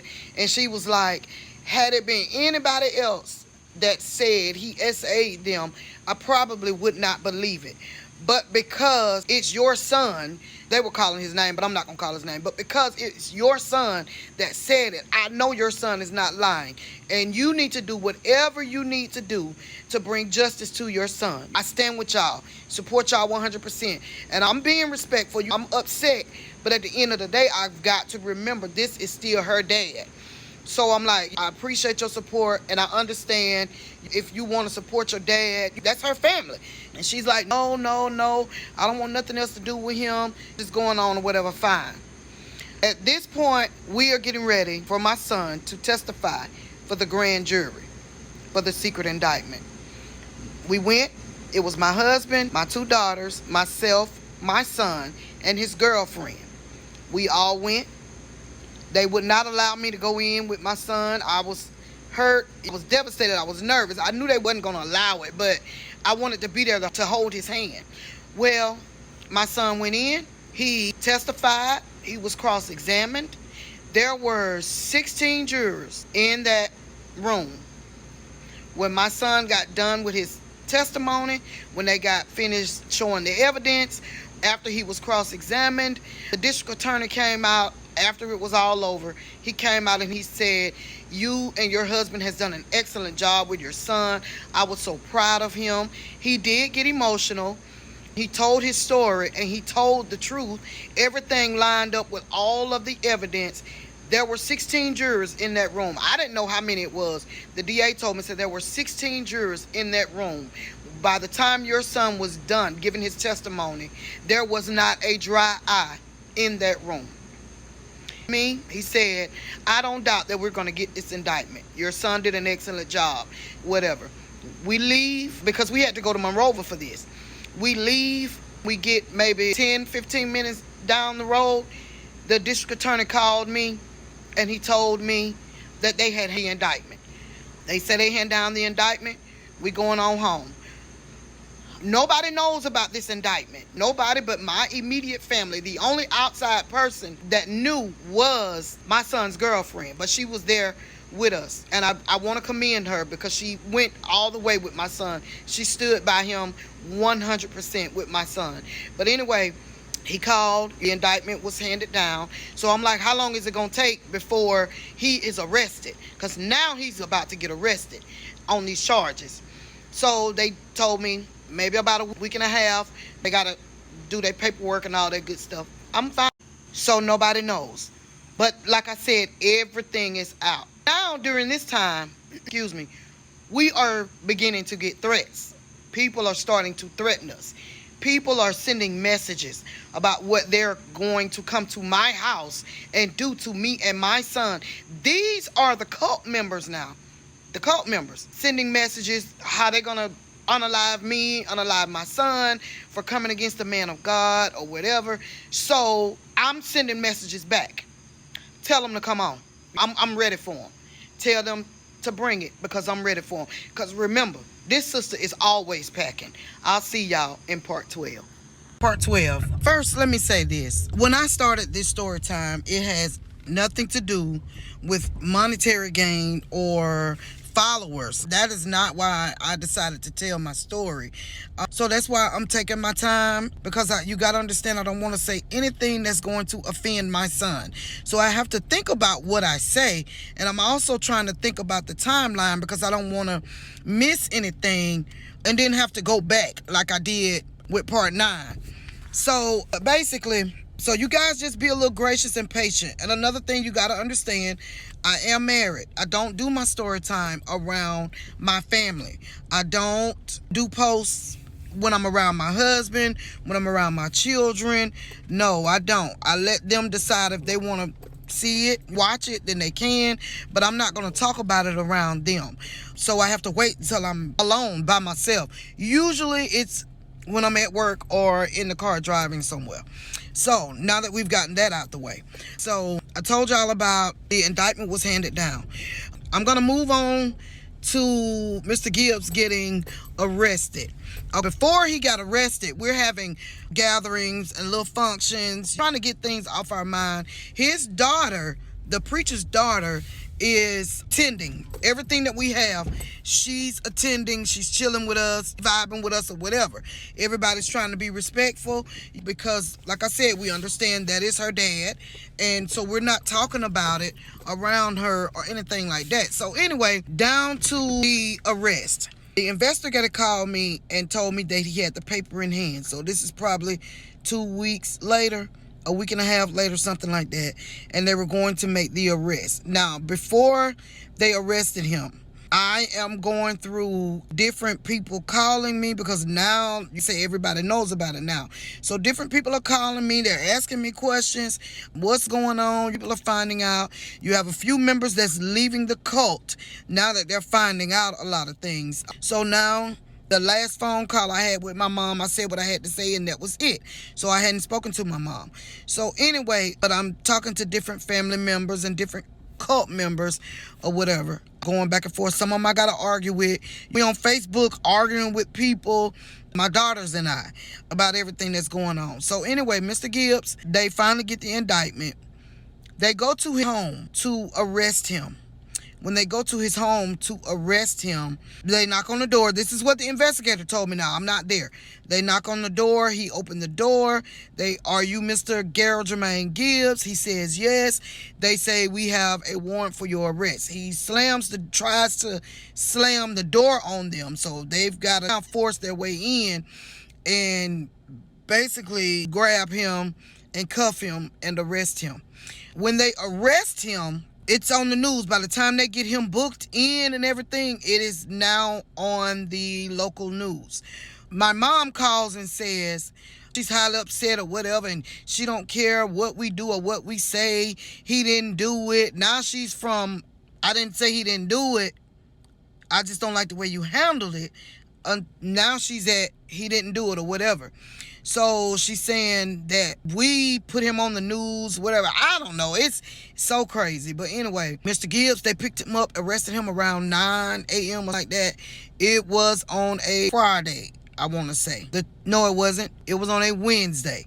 They arrested him on a Wednesday around 9 something that morning. Anyway, the church people raid the jailhouse. They are all outside. Everybody's angry. Everybody's upset. Now, my thing was, y'all are so upset, but there is no way they can arrest him without any type of proof or evidence. But they are still in denial. They are still fighting for their leader. Church people go down there, bail him out of jail, right? So they bail him out around 4:30 that afternoon. They usually have Bible study on Wednesday nights. I was not there, but I was told, I was informed that now you got everybody going to Bible study because they're thinking Mr. Gibbs is going to give them an explanation as to why he was arrested, right? That's not what he does. You know why? Because the flying monkeys did not hold him accountable for even getting arrested. I was told when the man walked in the door of the church, they may as well had laid out the red carpet or the white carpet for him. People were chanting and cheering and praising God and shouting and giving God the glory because he got out of jail. This man just got out of jail. He was arrested on sodomy charges. The man just got out of jail. Nobody requires an explanation. They say he go on, he have a regular Bible study. He does not mention the fact that he's just come from the jail cell now to the pulpit. Doesn't mention it because they don't require him to. So a few people were upset that he did not give an explanation or mention anything about it. So that was... Why are people still going to the church? Like, why are we still even having conversations with this man? If it's already legal proceedings happening, why are you still... Like, I don't know if she's still attending the church. She's just getting the feedback from people at the church. But I'm trying to figure out, why are the people still attending the church? Like, what type of... Like, I've never seen this type of loyal and following at all, ever. Like, this is crazy. If a pastor goes to jail for sodomy and you're still sitting at church, you're on the first ticket to hell. No, I'm kidding. I don't know for sure. Their last night of service or being a part of the cult, because common sense is kicking in. You just got arrested. So that means you did something. They can't just arrest you by word of mouth. You did something. So anyway, so they bail him out, whatever, he have the service or whatever. We go on. Now my mom is livid, but I'm not talking to her at this point. She is basically now... She begins to call family members. They are calling family members, our immediate family members, telling them, don't talk to me because I will brainwash them. I'm lying on the preacher. My son is lying on the preacher. And if they have any contact with us, God is going to curse them. All this kind of crazy stuff. Fine. Anyway, we go on. Now we're getting ready for trial, right? They tell me trial should be in the latter part of the year. We're sitting back waiting for trial, but I'm still going back and forth. And you guys asked about counseling and therapy. Yes, my family did begin counseling and therapy. My son, that had him so messed up that he did not want to go to therapy because he said they are already saying that I'm crazy. So if they find out I'm going to therapy, that's going to make it seem like I'm crazy. So I explained to my son why he would need the therapy. He did not argue. We did finally begin therapy. My son is safe, healthy. Of course, this is something he has to deal with every day, but he's fine. So now we're moving along. This happened in February when Mr. Gibbs was indicted and arrested, whatever. They let him bail out. He had a $75,000 bond. So the church bailed him out. We go on, we're trying to move on, we're trying to live or whatever, normal life, just trying to put one foot in front of the other. We go on, we're still kind of arguing back and forth with people, explaining to people or whatever. Now we get down to my mom, Mother's Day. My mom calls me because somebody called her and told her that I was having a hard time. So she calls me. I'll see y'all in part 13. So part 13, my mom calls me. It's around Mother's Day. She calls me. Somebody says you're having a hard time or whatever. So, of course, I tell her, of course, it's Mother's Day. I don't know if it was actually Mother's Day, but it was around the time. So it could have been a couple of days after Mother's Day. I'm not sure. But anyway, she calls me. Someone tells me you're having a hard time. And I'm like, well, of course, it's Mother's Day. I don't have my mom. I'm already battling with the hurt. I'm battling with blaming myself for what has happened with my son. I'm dealing with the betrayal of a person that I thought I knew very well over 20 plus years, has hurt or caused harm to one of my children. I'm battling with the fact that the people I knew as my family in the cult, they're all turning against me. So I'm just having a hard time. So anyway, she calls. When she calls, I am sitting in my front yard with my children. We're sitting on the picnic table, just talking. And so when my mom calls, I talk to her for a few minutes and I'm telling her, you guys are saying, you out of all people are saying all these ugly things about me and ugly things about my son, and basically you guys are trying to make excuses for what the preacher has done. You don't want to hold him accountable. So we're having a conversation about that, and she tells me I hadn't said all these things, and if anybody else tells you that I said anything, you got my number, or you know where I live, you can come talk to me, or whatever, we'll settle it that way, whatever. So then at this point, my son gets on the phone with my mom, and he's basically telling her the same thing, how he has gone through a bad part of his life and she was not there. He was supposed to protect him and she did not, or whatever. They have a conversation. It doesn't get out of control. It doesn't get ugly. He's just basically, they just talking. So finally, they get off the phone. Me and my mom go back and forth. We're talking back and forth for maybe about 2 weeks because at this point, she has COVID. So she's been away from the cult about a week or so. So I want y'all to put a pin in that. Remember, she has been away from the cult for about a week or so. Okay, so about 2 weeks roll around. Then my son decides to go live on Facebook and tell a little bit of his story about what he's gone through. But he's more so talking about us being a part of a cult and not realizing it, more so than the abuse. He mentioned the abuse. He talked a little bit about it, but he was talking more about religious abuse and being in a cult or whatever. So I don't hear from my mom for probably about a week or two or whatever, but then I'm informed that she has started back saying ugly things about me and my son, and we're lying on the preacher, whatever. So I do what she tells me to do. I call her on the phone and I ask her about what was said. And of course, just like the preacher, a lying manipulator, she lied and said, I didn't say all of that, blase, whatever. So boom, that's over with. So this is where I'm notified that Dawson Speaks has done a little clip about the preacher and the charges and the arrest and all of that, right? So one of the flying monkeys is on the little clip about Dawson Speaks or whatever, and he's arguing with people in the comments or whatever, going back and forth. So I then leave a comment, and then I contact him. So he and I are basically, he's not really arguing with me. I'm doing most of the arguing because at this point, I am definitely fed up with the stupidity.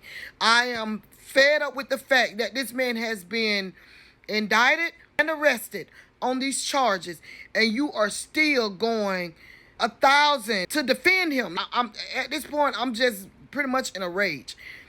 So what I do is I call my mom and I tell her, listen, I'm coming to your house and we're going to have a conversation. And the reason that I called my mom is because I told y'all that the man had churches in different cities. So the one in the city where I'm from, my mom was the assistant or co-pastor over that church. So the young man that I'm pretty much arguing with is a cousin that we grew up like sisters and brothers. We were very close. He's a part of that church from the city that I'm from. So you are basically the leader in the stead of the pastor of these people. So you gonna have to get these people straight, or I'm going to jail. So my husband was not included in any other prior meetings, but this particular day, I tell my husband, let's go. We're going to my mom's. So my husband basically is just there for moral support, basically there to make sure it didn't get crazy or whatever. So I'm sitting there and I'm telling my mom all of the things that the guy was saying on the Dawson Speaks clip.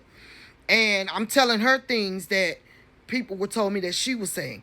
Oh, because she denied it or whatever. But then I'm not sure how we got to this point, but I say something about you guys are going so hard for I'm going to say it the nice way, homosexual. But you know what I said. I said the F word. And that sent her over the edge. This lady told me to get out of her house. I was not going to come to her house and talk about her apostle in that manner and to get out of her house. So as I'm in the process of leaving, my daughters pull up.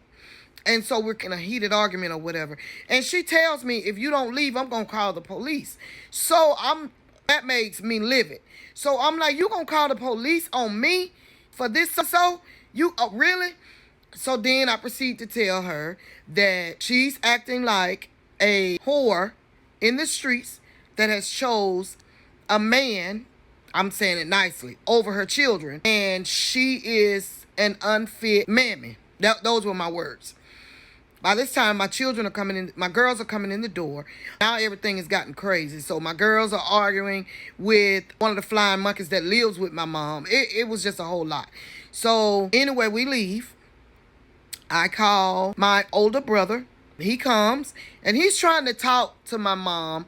He's trying to tell her and her son is not lying. This man did this and you turning on us for him or whatever. Because at this point, she's cut him off too, my brother, because he's supporting me. She's completely cut him off. So she basically tells him, I don't care if he did it or not. I don't care if he did do it. And if he goes to prison, I'm still going to support my apostle. And I don't care what y'all say and all this crazy stuff. So my brother ends up leaving. At this point, we're getting ready to go on vacation, right? So we left that. That was that. I had not spoken to her. We're getting ready to go on vacation. This is now June. Everybody's getting ready to go on vacation. And not my mom. It's just me basically and my support group. Some family members, friends. It's about 40 adults and about 50 kids. We're getting ready to go on vacation. The pastor's daughter and her family is included. I'll see y'all in part 14. Part 15, I left off telling you guys about the young lady called me and wanted to know how to go about talking with her son. So she did do that. She called him down. They had dinner. I'm not going to tell their story. But anyway, they had dinner. She spoke with her son. And she finds out that the preacher has also SA'd her son. She gathers all of her information and she goes to my mom. Because remember, my mom is the assistant co-pastor of the church in our city. She gets all the information. When she speaks with her son, he also has a lot of proof in his phone. So she takes that and she goes to my mom. She's distraught. She's upset. She shows my mom the proof that she has. My mom cries with them. So now my mom has flipped back. Oh my God, he did do this, but hasn't contacted me, right? So the young lady, my mom, and quite a few other people that had ex-cult members, they go back to the city where Jermaine is from and speak with another young lady whose son were also a part of the revival team. Anyway, they gather up, they drive to her house, they speak with her. She finds out that the preacher has SA'd 3 of her family members. I'm not going to tell their story. It is not my story to tell. But now you can add it all up. We have 5 victims total, right? My son is one.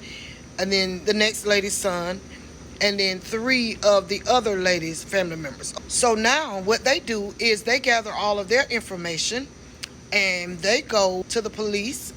They file charges. They end up having to go before, testify for the grand jury. Hands down another indictment, right? This is 6 months later.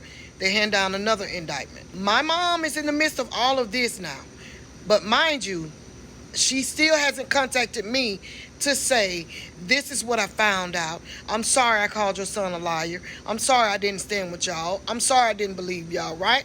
She's crying with the other victims and their families. She's being a support to them. So, not that I have a problem with that. I just want to clear the air. I don't have a problem with that.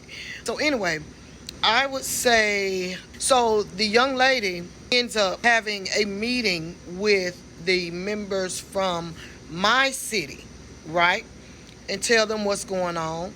They immediately tell them Maisie and her son is not lying on this man. He's also done it to my son, and some more victims have come forward or whatever.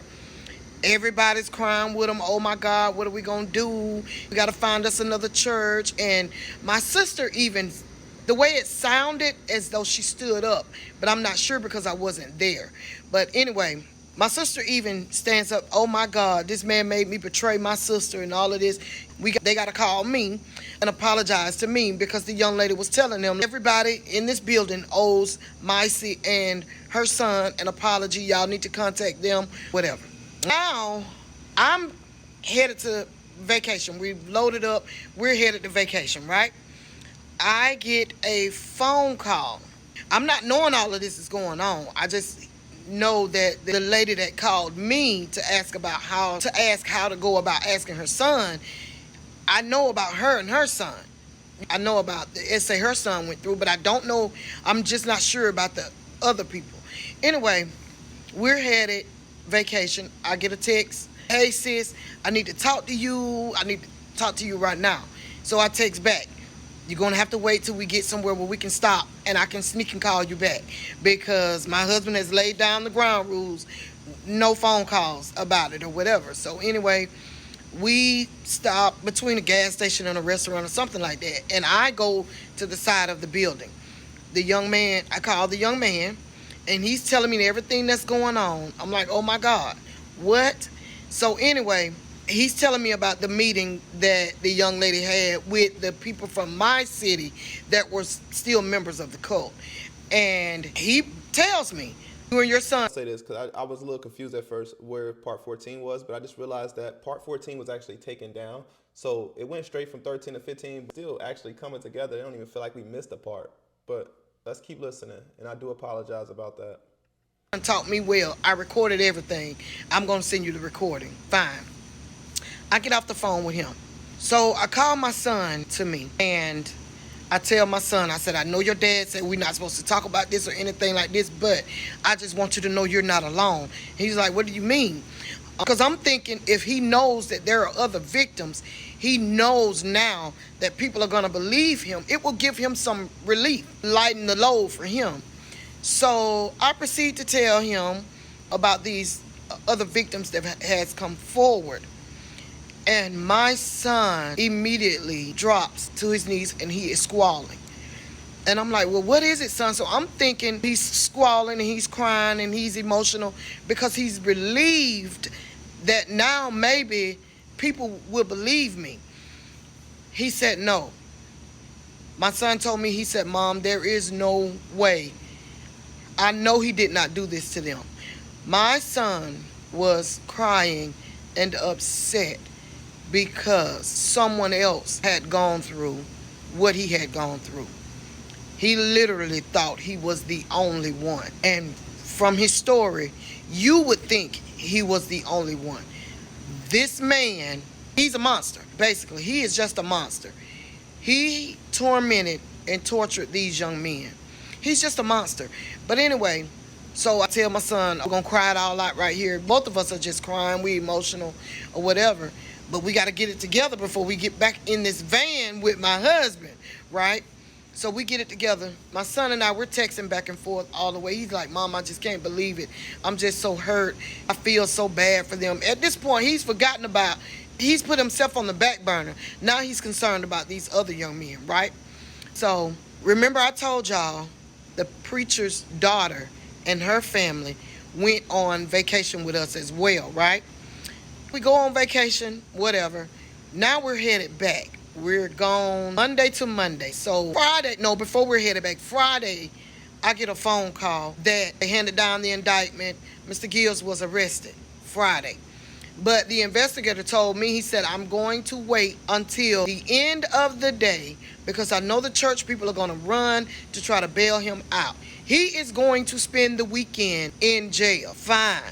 He went to jail. Church people, they didn't raid the police station, but they are upset. Quite a few of them did go up there to try to bail the man out, but they told him that they couldn't. Anyway, I get the message, and as I'm getting the message, the daughter, someone has gotten the message to the daughter that the preacher has been arrested again for all of these charges for the other young men.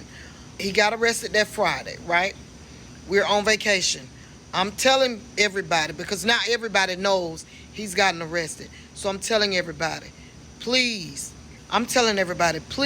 be considerate of his daughter. We're not going to discuss this. We're just be considerate. And I know y'all might think I'm crazy because he didn't care anything about my son, or my mom didn't care anything about my son. But at this point, I'm to the place where I'm realizing his daughter has done nothing wrong. She did not essay these young men. So I'm not going to mistreat her for what her father did. I'll see y'all in part 16. Like I said, I was telling them, everybody that was on vacation with us, don't bring this up around his daughter. Like I said, y'all may think I'm crazy for that, but I'm a mother first. I'm such an empath that I just could not blame her for what her dad did. It was not her fault. I know my mom wasn't supporting me. I know the preacher didn't care anything about my son to do what he did to him. But at the end of the day, I am a mother first. I'm a mother at heart. And I know this is not her fault, so we're not going to hold her accountable for what her dad did. This was Friday. All right, we got 2 days left on vacation before we leave Monday. We get through that. It's kind of weird, but anyway, we get through that. Monday, we're headed back. I get a call from the investigator. The investigator is telling me that Jermaine's wife has come and bailed him out. His bond was $850,000. She used a check from the church, not their personal account, but a check from the church to bond him out. And she did, because I saw it and I know that she did. That's what she used to bond him out. She had to pay $85,000. I don't know. They say that members were signing over their, putting up their land and all kinds of stuff. I don't know. But anyway, they bond him out, right? So they bond the man out. We're headed home, right? We get back. Now my mom, I'm trying to keep from telling their story. Now my mom, basically she was there with them. She supported them. She cried with them. But now she's flipped again. And now she's upset with them because they're contacting other cult members to tell them, listen, you need to talk to your son. Because at this point, we're realizing now this man is just a homosexual and all he wants is the little boys. Not one female has come forward to say that this man SA'd them. It was all boys or males. Let's say that because they were young men, males. So my mom is upset with them because they're contacting other cult members to tell them to talk to their children. Well, cult members decide to ignore them. They don't talk to their children. Fine. I ain't got nothing to do with me. I saved mine, period. So we go on. Now it's time for Mr. Gibbs to go up for preliminary hearing, right? Investigator calls me. We're waiting for the date of the preliminary hearing, and I will contact you guys because I want you there, because we're going to give the discovery there, and maybe the judge will revoke his bond. Now, let me back up. Jermaine was arrested the first time on the charges with my son for, he had 3 sodomy charges, 1 first-degree sodomy and 2 second-degree sodomy charges. His bond was $75,000. So he had to pay $7,500 to get out. church bails him out. The next bond is when he goes for the next set of these other 4 victims, it's $850,000. He has to pay $85,000 to bond out. The wife uses a church check, bond him out. I know you guys got questions, so I'm going to stop right there because I had the same question. First of all, if this man has already been indicted and arrested for the charges for my son, when these other young men came forward, he should not have gotten another bond, right? I had the same question. Spoke with the district attorney. The district attorney tells me the reason he was allotted another bond is because the charges for the other 4 victims were not new charges, which to me, they were new charges. These are 4 different people. These are new charges. So basically what they were saying was, had he essayed these young men anytime after he had bonded out with my son, then the first bond would be revoked. But that's not what it was. They just came forward after he was arrested with my son. So these become, I don't know, new charges or something like that. I don't know. But anyway, that was the explanation given to me. So I'm just giving you guys what they told me. I feel like Monroe County just dropped the ball, or either they was afraid to dribble it. One or the other. I was told Jermaine's family members have a lot of pull in Monroe County. They know a lot of people in high places in Monroe County. So I'm figuring that's how this man just kept getting, honestly, a slap on the wrist. Anyway, so the man calls and tells me about the preliminary hearing. And he wants us there. He'll let us know whenever the date is. Well, Mr. Gibbs waives his rights to a preliminary hearing. Fine. Now they're telling me we're looking to go to court in November of 2020. We're looking to go to trial in November of 2020. I will call you guys so you can come down to be prepped for trial or whatever. When it's time to go to trial, before we can even confirm the dates, Mr. Gibbs changed lawyers. At this point, when he changed lawyers, they granted a continuance. So now, Monroe County only has jury trial twice a year.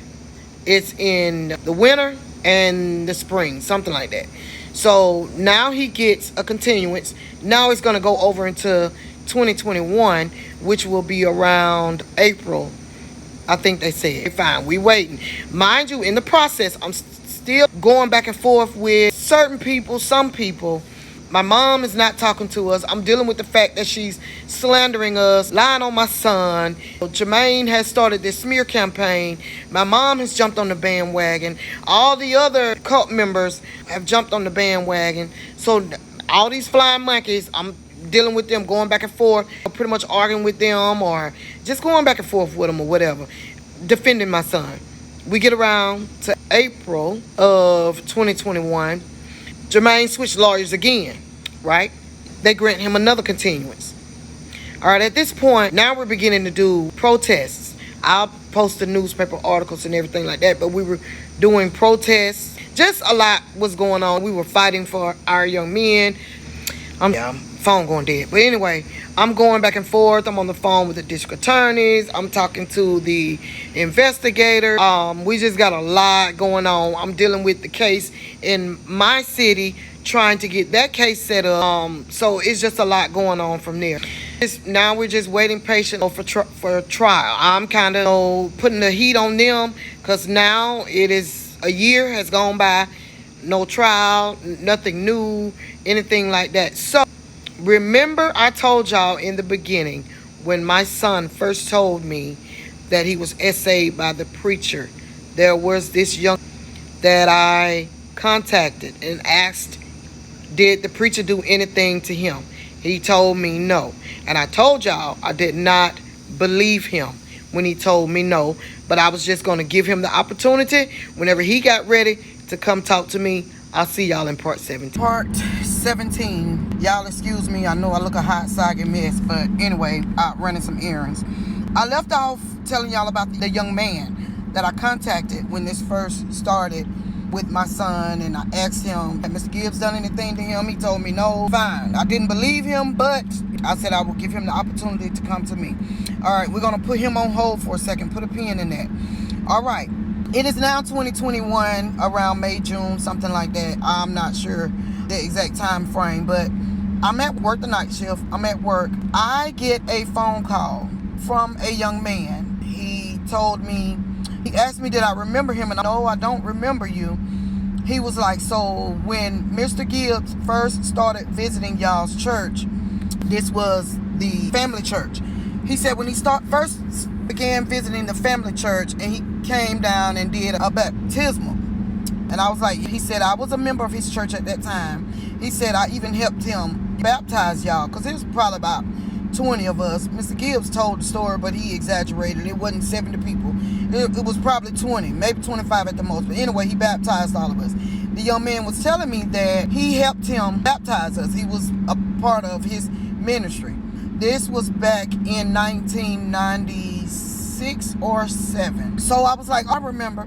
So the guy told me, he said, I saw the news article, and so I went to Facebook and I searched you, and I saw everything that you had been posting, so I'm aware of what's going on. He said, I just want to tell you that when I was a part of Gibbs' church, he said, I joined his church in 1995, and he began essaying me not even a week after I became a part of his church. So now I'm like, wow. So he was like, so I want to let you know that I believe you and I believe your son. Basically what Mr. Gibbs did was use scripture to manipulate and coerce the young men, right? Basically telling them this is what they had to do to receive impartation. I'm not going to give everything, but basically that's what he said.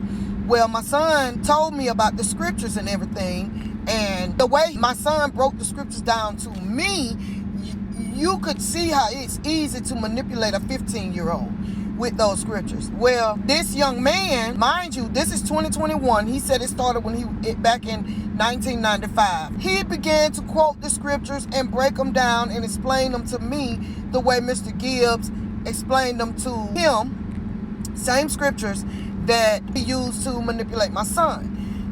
And he began to give me time frames, places where the abuse took place. It was mind-boggling at the time, because when this young man was telling me his story, it sounded like my son's story. So the young man, so I asked him, I told him, I said, we're going to trial. Are you willing to testify to that? And he said, yeah, I will testify. He said, so the young man says yes, because Mr. Gibbs needs to be stopped. He's been doing this for years, and he needs to be stopped. So I explained to him what the investigators or the DA told me, that if any victims come forward and they don't have any tangible physical evidence, then they would have to take a lie detector test. It's not admissible in court, but they would have to take a lie detector test to make sure. They just wanted to cross all their T's and dot all their I's. So I did tell the young man, I said, well, they're saying that if you don't have any physical evidence, that you may have to take a lie detector test. Are you okay with that? And the young man was like, sure, I'll take a lie detector test. He was like, you just call me with the date and time. Fine, we talked on the phone maybe about an hour and a half, him going through the details. I did apologize to him. I was very sympathetic, telling him I'm so sorry for what he went through, whatever. So we get off the phone. Like I said, I'm at work, supposed to be working. But anyway, we get off the phone. Maybe 30 minutes later, I get another phone call. This is the young man that I contacted in the beginning. But now, we got 5 victims that has come forward. The 6th victim, he's anonymous, but he has come forward. Nobody knows. I don't tell anybody. So this young man, he called me, the first young man that I contacted, he called me, and he was crying, and he's so sorry.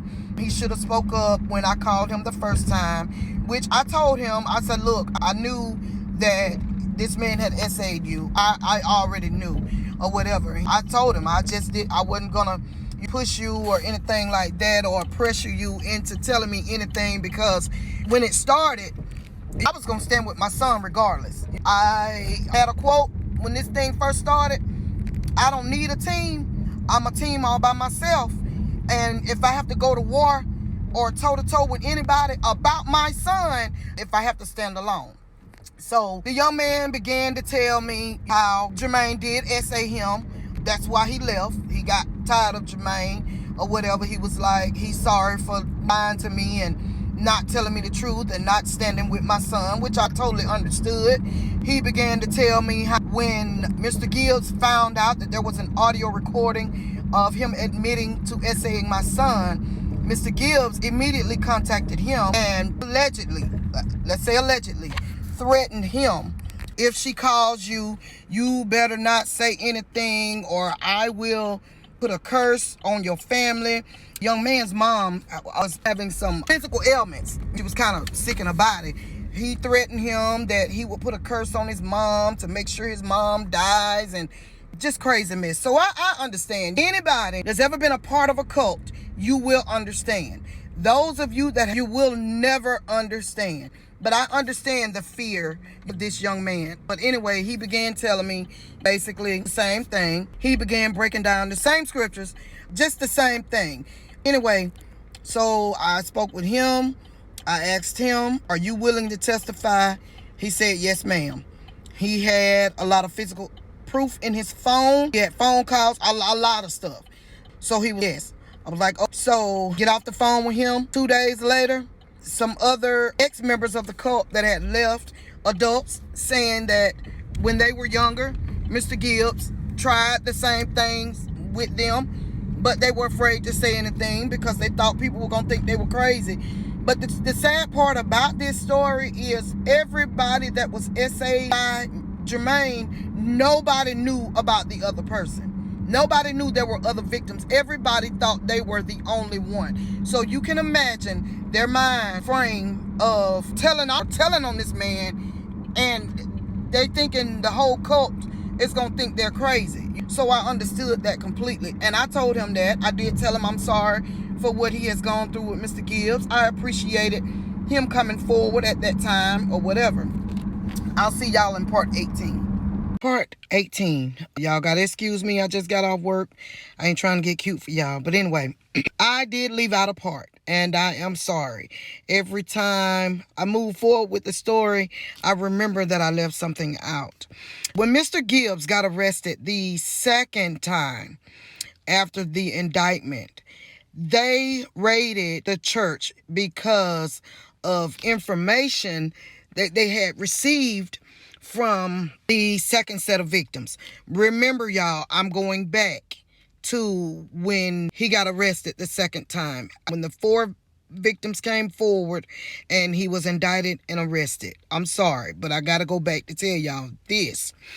So this was part 14, I believe. This is the part that we were missing. I was wondering why she skipped from 14 to 15. I think she just forgot to tell us some parts, and she just going back to briefly recap what happened in part 14. So just give her some grace right now. And if you've made it this far in the video, I appreciate you. Let me know where you're watching this video from, and let me know that you're still hanging around with me in this video.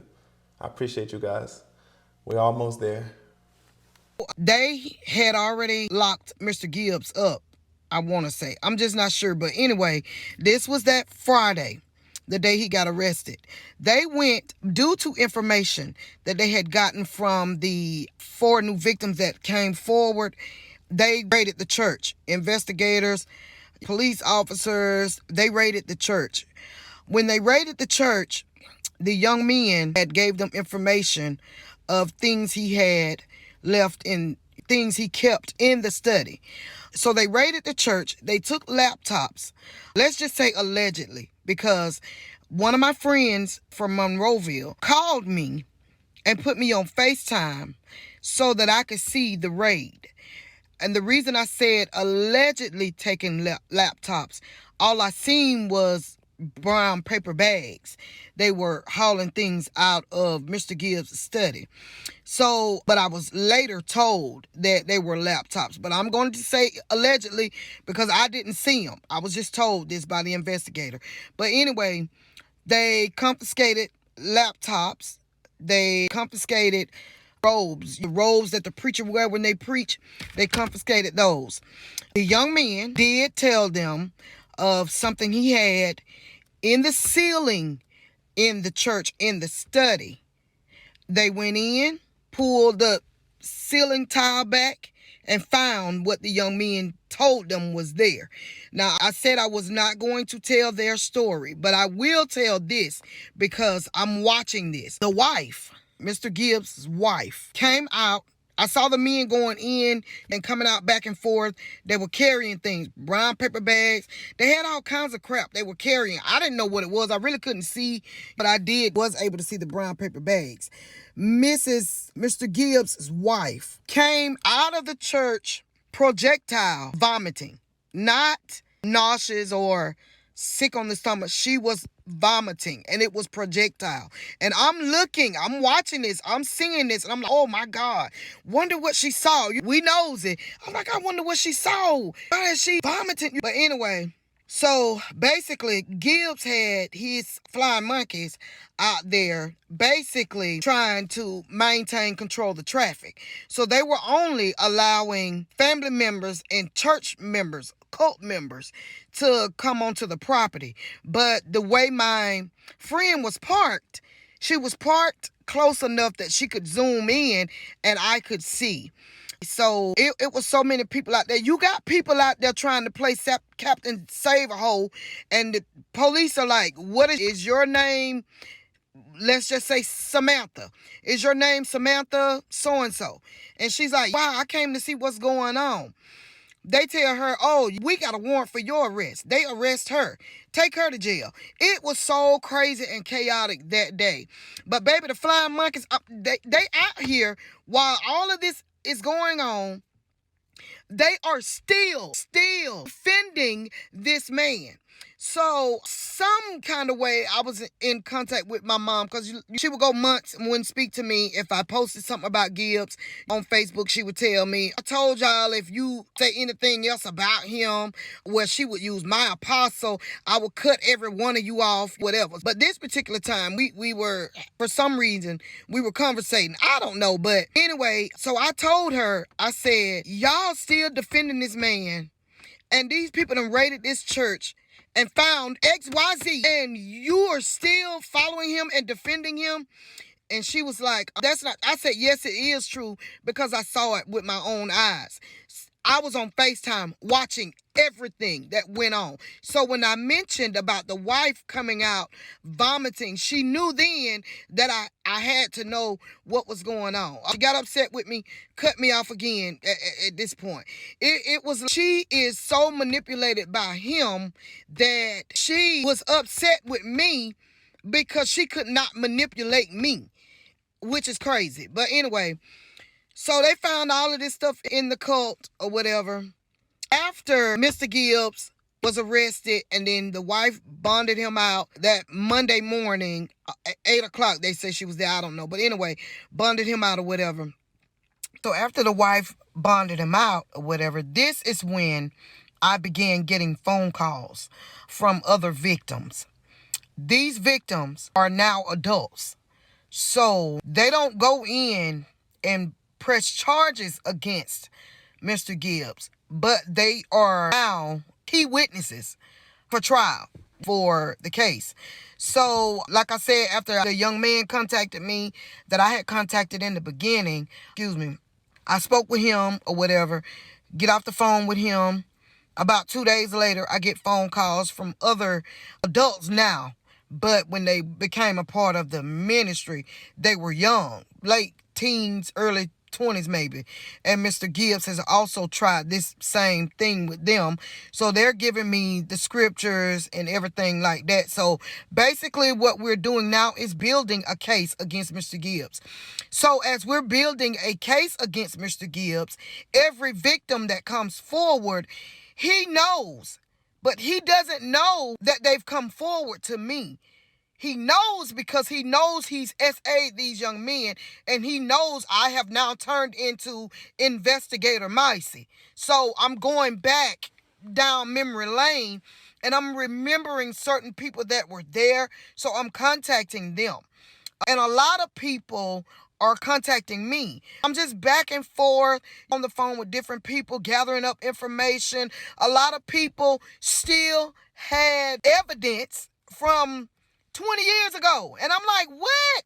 Nobody said anything. But anyway, they had a lot of evidence. By the time we were almost done gathering up evidence against this man, I know, honestly, outside of the victims that had come forward, I had about 15 people that were going to testify against Mr. Gibbs that he either SA'd or attempted to coerce or manipulate using those scriptures. I'll see y'all in part 19.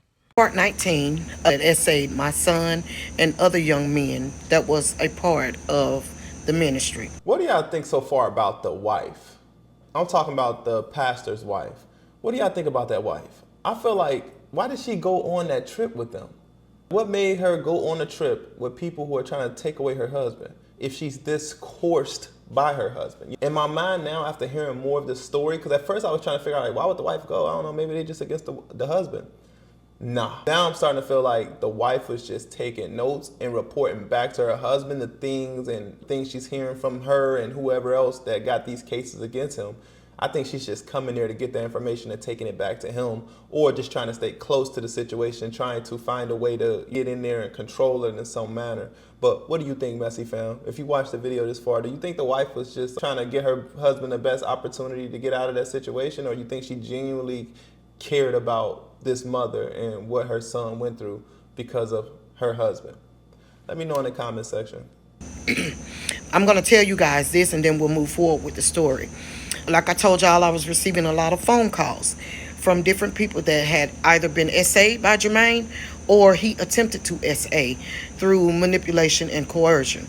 I received this one particular phone call from this young lady that had been a part of Jermaine's ministry from the time he started, when he was in the Coliseum. Anyway, this is when Jermaine was with his first wife. The current wife is his second wife. But the first wife, he started a ministry or whatever you want to call it, and this young lady was a part of it.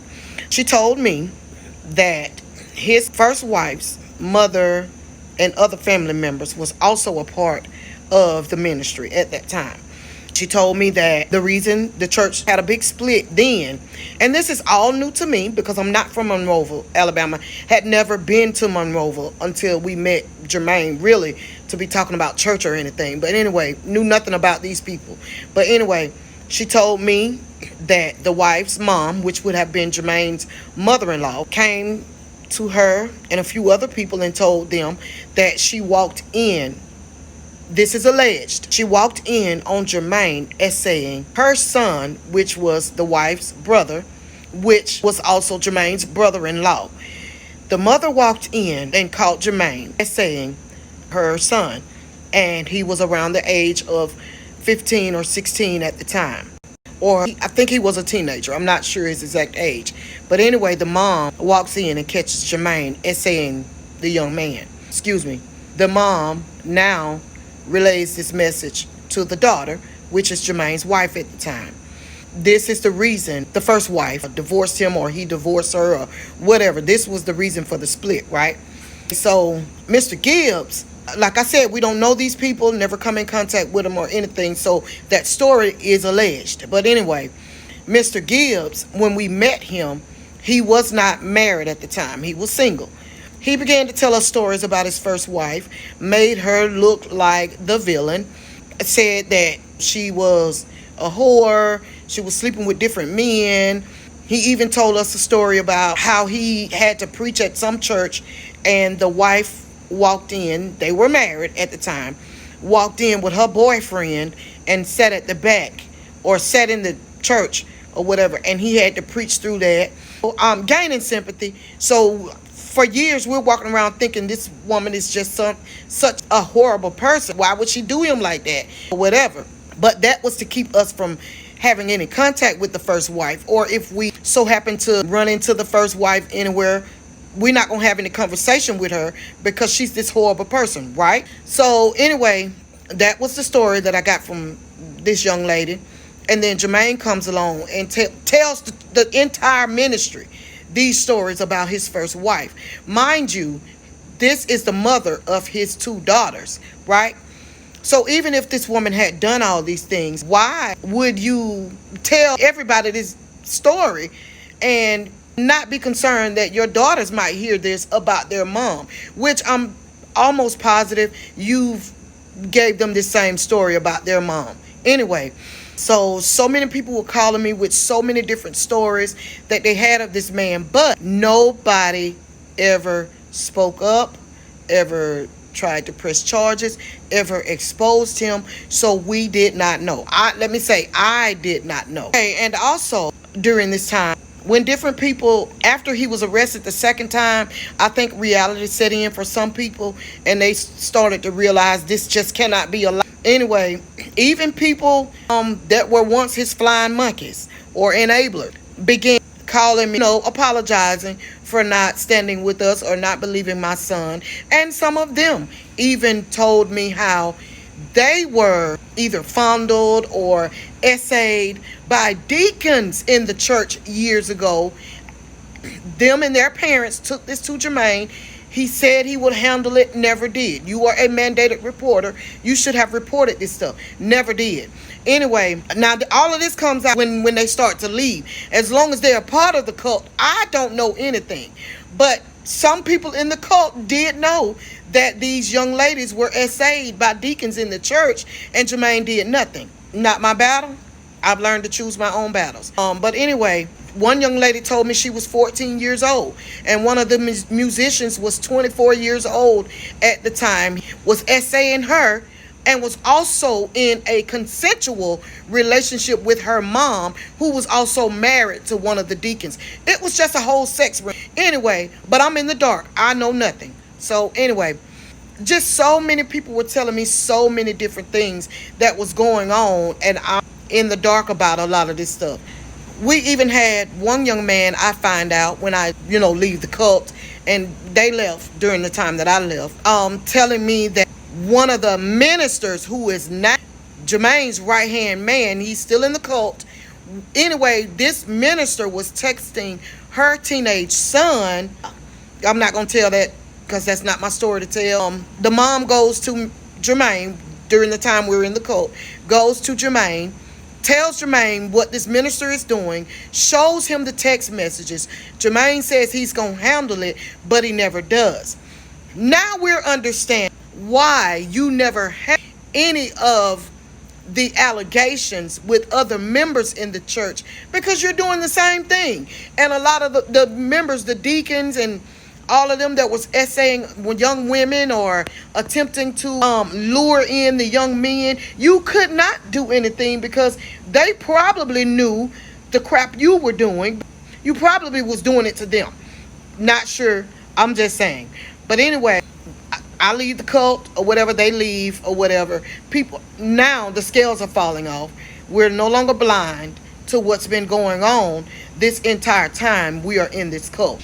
There were just so many stories, a lot of information that I gained from different people that had been a part and had left down through the years. So much had went on, and I knew nothing of any of it. I knew nothing. But anyway, a lot of information.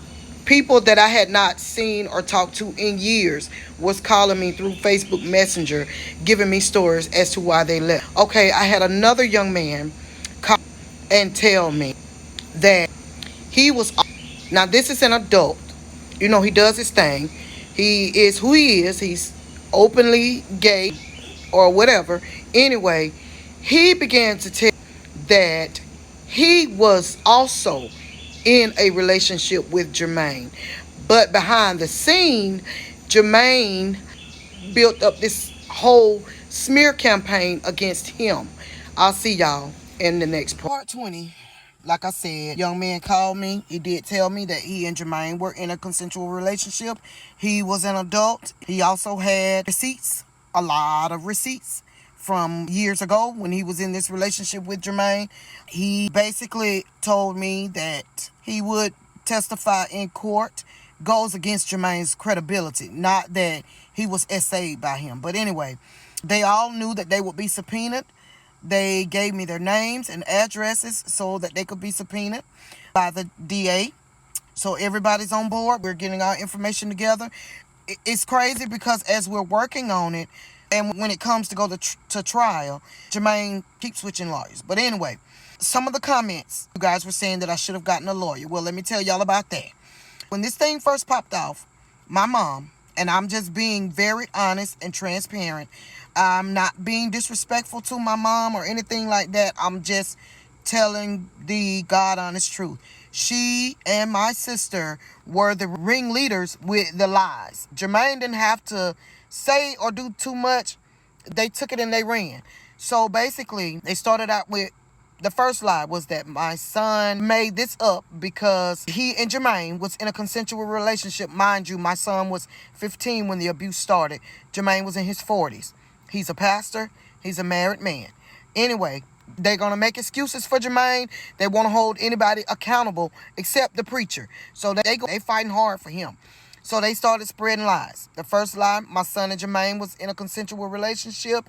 Jermaine had promised my son that he was going to leave his wife and commit to my son or marry my son. Or my son, after a while, Jermaine didn't do that. My son got upset. And so that's why he started the lie. So the second lie was me. I wanted Jermaine. Anyway, if you see Jermaine, you would know that that's a lie right off the back. I'm not going to even address that because we all know better. Y'all don't even know me, but you know better. Anyway, the third lie was that my son and I made up this whole story because for a monetary gain. We just wanted all Jermaine's money or whatever. So that was the reason. And I was in a place where I was going through this phase where I was so busy trying to get my mom to believe my son and believe me that I was doing everything to try to fend their lies, like I said, and get them to believe me. I just wanted more than anything in the world for my mom to stand with me. So she had me kind of messed up. That was one of the phases that I went through at that time. But believe me, I soon got over that. So when I finally shook back, got over that little hump, I decided to go get a lawyer, an attorney for my son, to sue for the abuse, pain and suffering, everything. So I take my son, we do our consultation with the attorney. Every piece of paperwork that needed a signature, it was my son's signature. My name was on nothing, meaning no money would come to me. Let's clear that up. The attorney got ready to file the suit through the insurance company. He was going to sue. Jermaine had insurance, so that made him liable for whatever happened at the church. The abuse took place at the church. So the attorney went after the insurance company because the insurance company is either going to take it to court or they're going to settle out for a large amount. When he got ready to file the suit, he finds out, he contacts the insurance company. He finds out from the insurance company that Jermaine was covered, but he added a clause, or there was a clause in the suit that covered everything except sexual abuse. Now I know that he did that because not only was my son going to sue him for sexual abuse, but had any other victims told off on the deacons or whatever like that, they could sue him for the sexual abuse, right? Anyway, the attorney, he went on with the suit and decided to sue Jermaine personally. When he went to sue Jermaine personally, he found out Jermaine did have a lot of money, but he had moved the money around. So he put it in different cult members' names. He even, from my understanding, allegedly had an account set up, a scholarship fund in his deceased mother-in-law's name. His wife's mother, his current wife's mother. She passed away. He set up a scholarship fund or something, started that. Anyway, he moved money to that account. We were going to continue on with the civil suit, right? But we had to get him in court or in trial, or we had to get him convicted to make it easy for the civil suit, right? Jermaine kept changing lawyers, of course. 2022, I was contacted by the district attorney. They told me we were getting ready to go to court in the fall. Jermaine changed attorneys, got another continuance. All right. Now we're moving into 2023. Mind you, I feel like Jermaine kept changing attorneys because those attorneys kept saying, boy, you cooked. You're cooked. We got video proof. We got other witnesses coming in, and it's all lining up. Boy, you're cooked. I believe that those attorneys, the reason why he kept switching is because those attorneys kept telling him, like, here's a plea deal, and he was not trying to take those plea deals, so he kept switching attorneys. He cooked. That's a good sign that you're cooked. In the process of all this, we're doing protests. I'll post all of that later. Different things are happening. I'm still arguing with a lot of the flying monkeys that are still there. Whatever. Latter part of 2022, district attorney contacts me and said we are going to trial on April, I want to say the 15th or the 16th in 2023, right? It's set in stone. He done had just about all the continuances he's probably going to get. Oh, let me back up, because some of the attorneys, he wasn't changing up attorneys. When he would change attorneys sometime, it was out of his control, because a lot of them, when he would get a new attorney and they would get the discovery and they would go through it and they would see all the overwhelming evidence against him, they would tell him, you just need to plead out because there is no way you're going to win this case. Yeah, I swear to you, I did not see that part before I said it. I wouldn't even have said it if I would have knew it was coming up. Just saying. He would get upset with them, switch to another one. I even had 2 of his ex-attorneys contact me and tell me that after they get the discovery, they've dropped Jermaine, and because there was no way he was going to win, it was just no way. We had too much overwhelming evidence against him. So they contacted me because they wanted to do a civil suit with all of the victims. I was just nervous. I was scarce about it because I didn't trust them. Anybody that had any contact with Jermaine, they went on my do not trust list. It was a no for me. So anyway, April of 2023, we're getting ready to go to trial. Well, I have you to know, Mr. Gibbs had his attorney to contact every supporter, every witness. He had his attorney to to subpoena them for the defense. I'll see y'all in part 21. Part 21, I told y'all that Jermaine had his attorney to subpoena all of my son's supporters and all of the witnesses that was for the prosecution. He had them to subpoena them, so he jumped ahead of the game. Wait, but let me back up. First, we were getting ready for trial in April. So this was around the beginning of April. Jermaine requested another continuance due to incompetence. So basically what he was telling them was he was not competent enough to stand trial. He had pretty much wasted all his other resources, so this was his next attempt.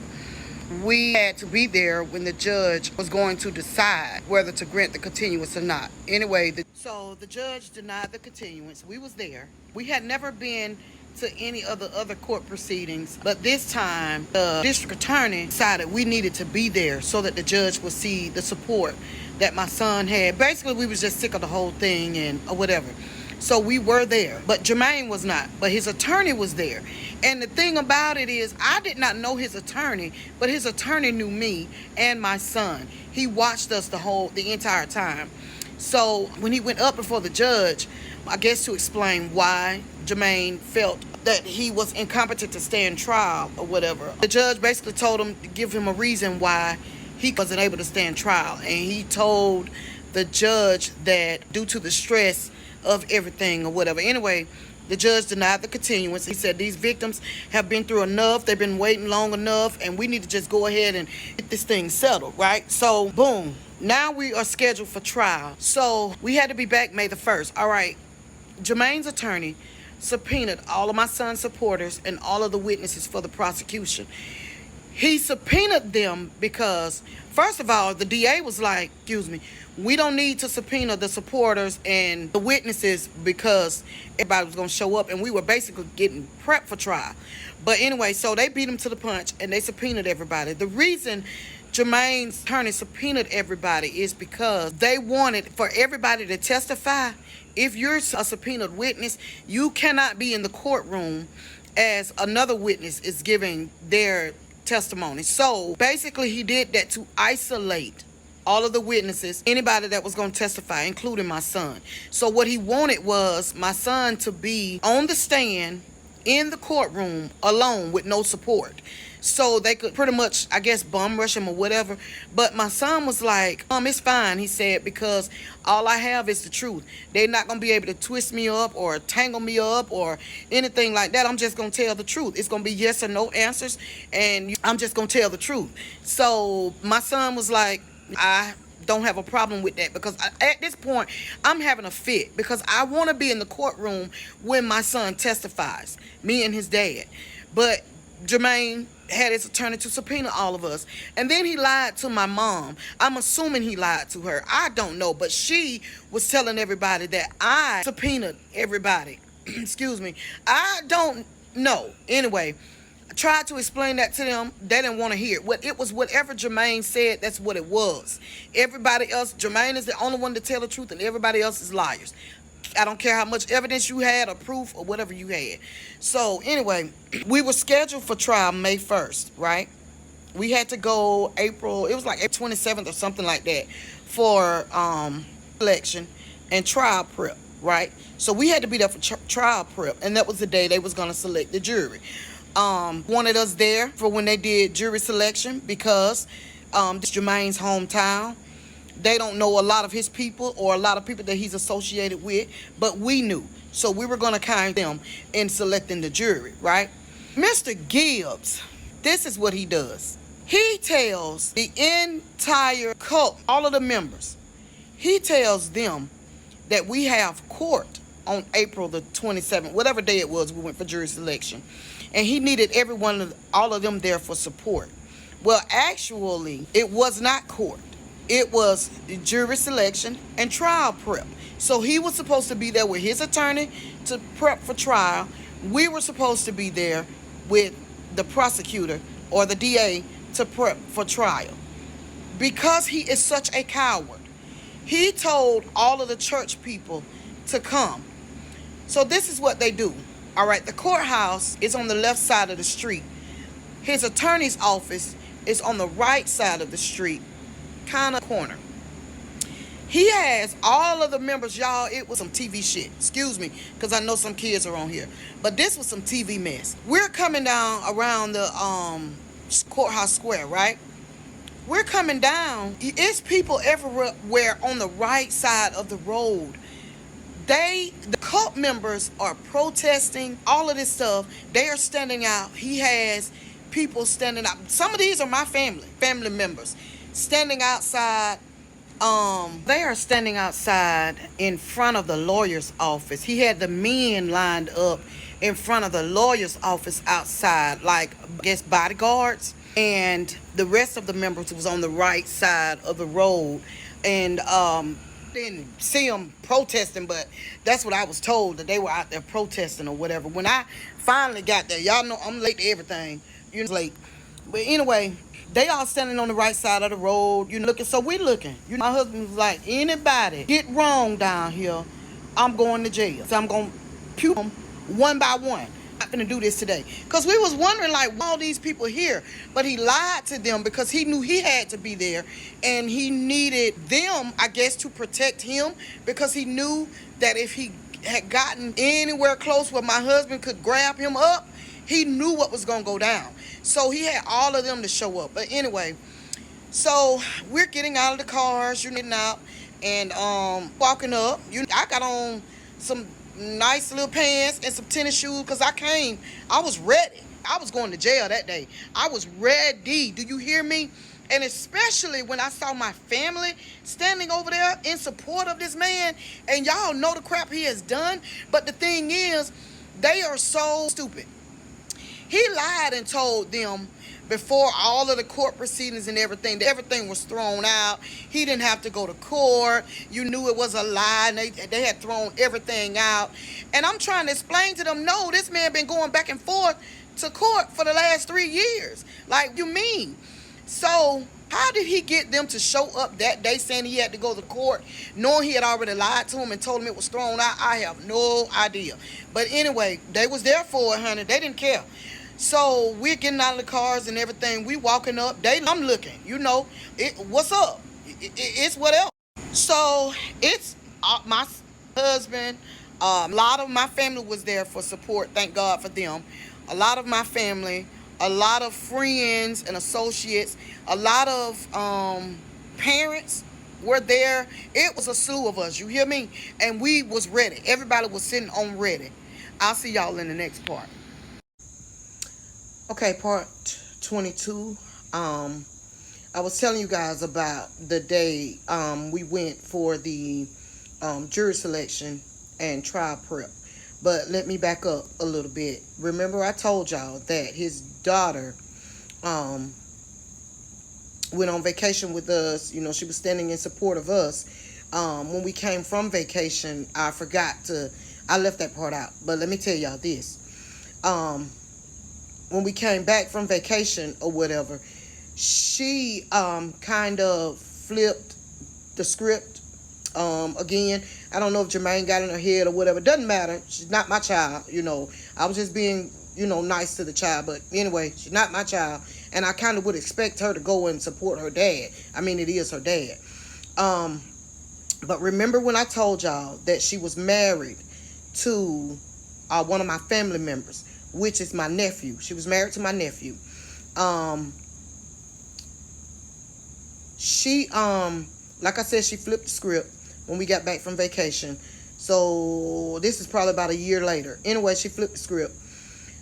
Remember I told y'all that they found some things in the ceiling in the church, in the pastor's study, in Jermaine's study. Not a pastor, Jermaine's study. Okay, what they found in the ceiling, I did get permission from my son, so, and he kind of made a joke out of what it was on one of the posts. But anyway, it was I'm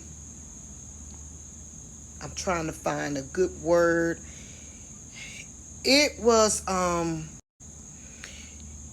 sex lube. Okay, lubrication.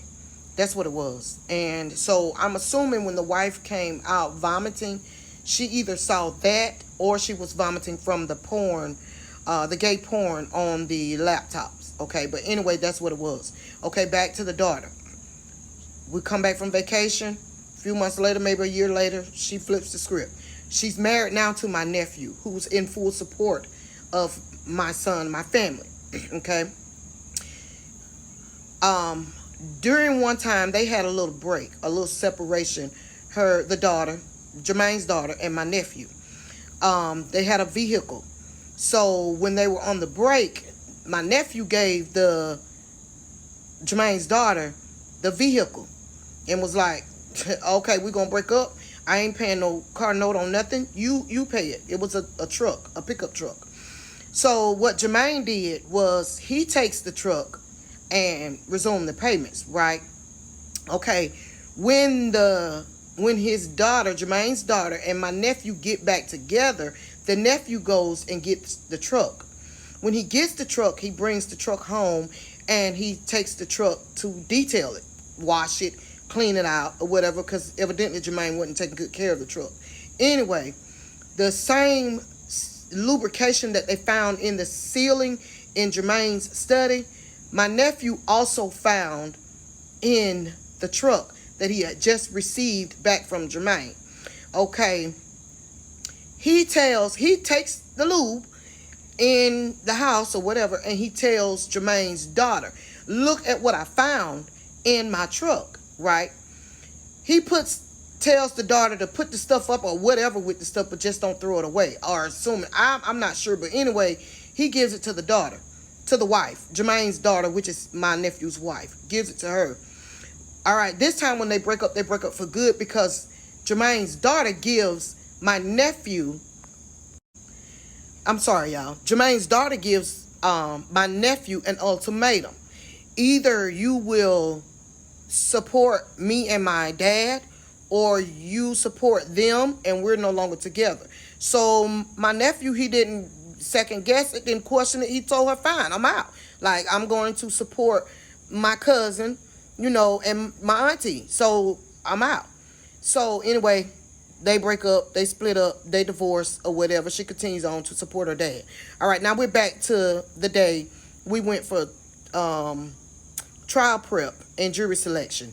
She's in support of her dad now. So now what I was told, because I didn't see her, I really wasn't paying attention because at this point, y'all on the right side of the street, I'm on the left side. A lot of them had sent threats and everything about what they were going to do when they saw me or my son. Nobody wanted any smoke, so I'm gonna go on ahead and handle my business, in the courthouse. We did that. They tell me she's outside, she's the ringleader, she's leading the protest or whatever. I don't know. Anyway, we go in, and this is the day, like I said, they presented the plea deal. We say no. Okay. The district attorney calls me. Now he wants to meet with me in person so we can discuss or they can explain the plea deal, right? Me and my baby girl, like I said, we go. My son is at work, but we put him on speakerphone so he could be involved in the conversation. This is where the tables turn, right? I get there. The district attorney is telling me that they would rather go with the plea deal so that Jermaine has some type of accountability for the crimes that he has committed, right? The plea deal included 10 years of probation. No, 10 years of jail time, suspended with 5 years of probation, and he has to register as a sex offender. He has, for the rest of his life, he has to register as a sex offender. You know the rules and regulations come with that. No, he can't be within 2,000 feet of a school or a daycare. He cannot have any access to any children. No children under the age of 18, or he's not, can be in the company of him, unsupervised, right? But no jail time. So when they say no jail time, I'm immediately like, no, this man doesn't get any jail time. He gets to walk free. So I asked them, I said, okay, what about the church? Is he able to continue to run this church? You would think, since he can't be around any children, that he cannot run a church. They like, oh yeah, well, he can still run his church as long as there's not a school or a daycare there, right? I'm like, no, because he still has access to children. Because remember, he has members that does not believe he is guilty of these crimes. And even if he plead guilty or take a plea deal saying that admitting to these crimes, he ain't gonna do nothing but go back to them. He's gonna twist it up, put his spin on it, lie, and they're gonna believe him. And so they are going to trust him around their children. This is not only about my son or these other victims that has come forward. If you're stupid enough to still believe someone after being convicted and pleading guilty to something like that, and you still have your children around them, you need to have your children taken away from you. Period. You don't deserve kids. Not at all. We are trying to keep this man from SAing anybody else. They were like, well, basically they told me, well, it's really not up to you because the case is between the state and Jermaine Gibbs. Your son was just a primary witness, and but it's no longer his case, so it's really not up to you guys. So I asked the question, why now? All the way up until time to go to court, you guys assured me that there was no way we could lose this case because you have all of this overwhelming evidence. Why now you are afraid to take this man to trial? Okay. They tell me that the jury that has been selected, they had a prior case where they had a key witness and physical evidence where this man unalived someone else. And the key witness, was there and testified, but it was a hung jury. So they are afraid that Jermaine will get a hung jury or whatever and then end up being found not guilty. Didn't make any sense to me, but that is what they said. I'll see y'all in the... That sounds like some BS. Where my lawyer is at, is that some BS? Because that just sounds like they just don't want to go to trial because they don't want to have to deal with the expenses of trial. I think we all know that trial is very expensive, so they trying to avoid it and give him a plea deal. So that way they don't have to spend all these tax dollars on going to trial for something like this, which is crazy to me because you have overwhelming evidence. You have visual proof or visual audio of him admitting to the crime. And then you got all these other people, and you saying that he can still stay in a church where kids go, so he can still have a youth program in his church. And it's not up to her, because at the end of the day, they saying, like, listen, man, this costing us money. That's what they really trying to tell you, if you ask me. I've been to court for something. I've never been to trial, but you watch a lot of true crimes. But let me know, where my legal people at? Where my legal students? Let us know, man. Are we missing something? Next part. Okay, part 23, I think. Okay, so anyway, the district attorney tells me that it's not up to me or my son or any other victims what they decide to do about Mr. Gibbs taking this plea deal, right? So I was informed. Someone had called me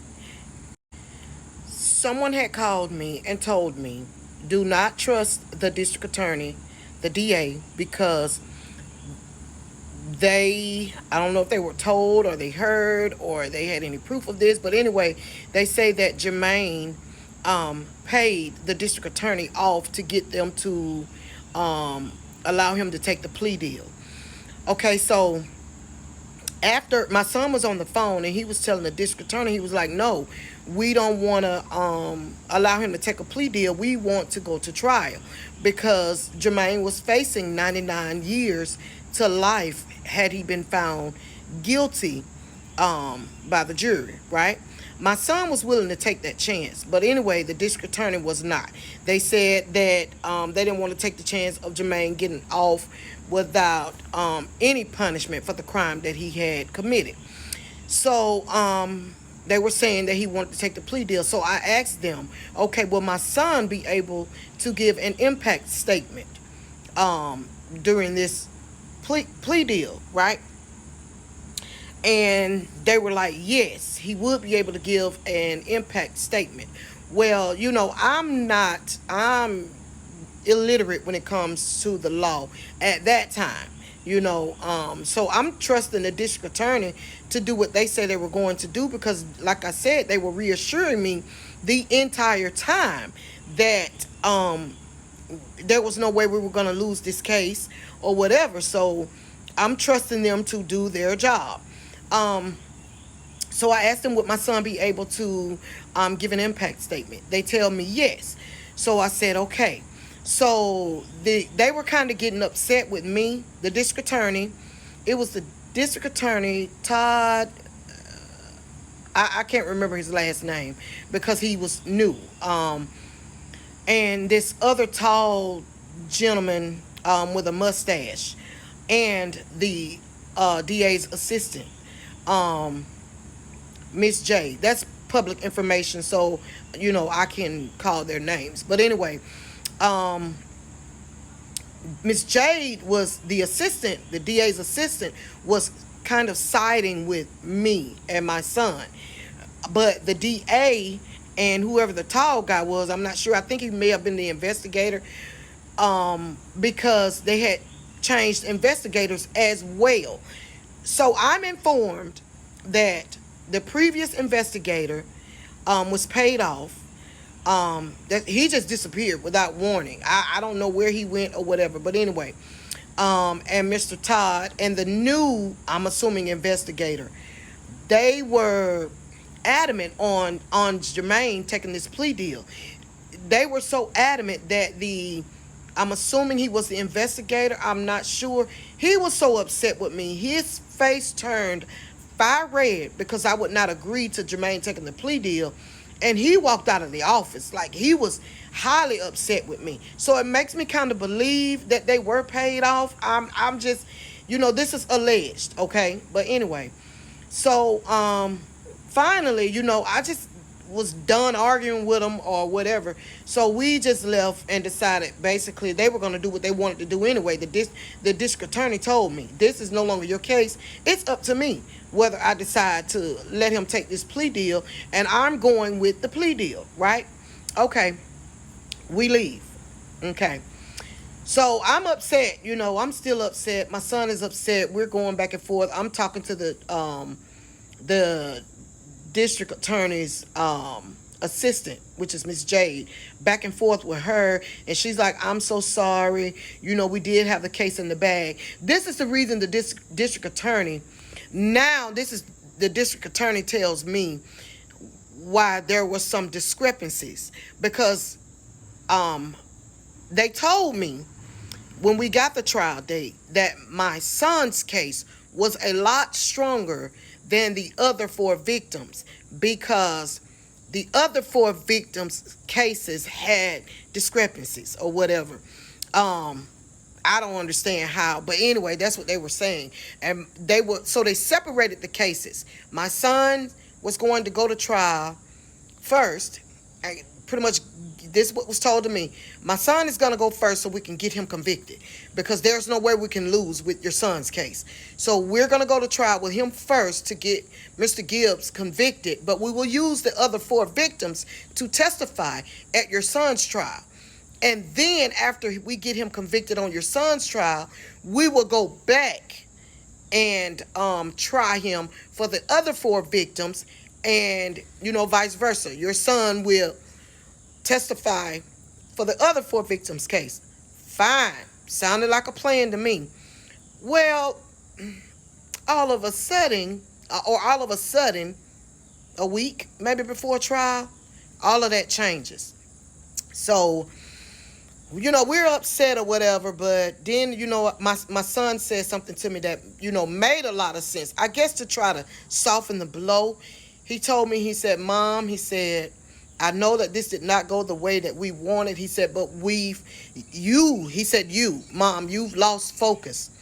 In the beginning, all I ever wanted was for Mr. Gibbs to admit what he had done to me, apologize for it, and stop harassing me. If he goes in and takes a plea deal, he has to admit to what he has done to me. I don't need his apology. I no longer need his apology. I just need to say to him, confront him and get some things off my chest for closure," right? We all know as soon as we filed the charges, we were no longer harassed by him. So really, in the end, we will get what I wanted. I know we can't. We're trying to save everybody. We're not going to be able to save everybody.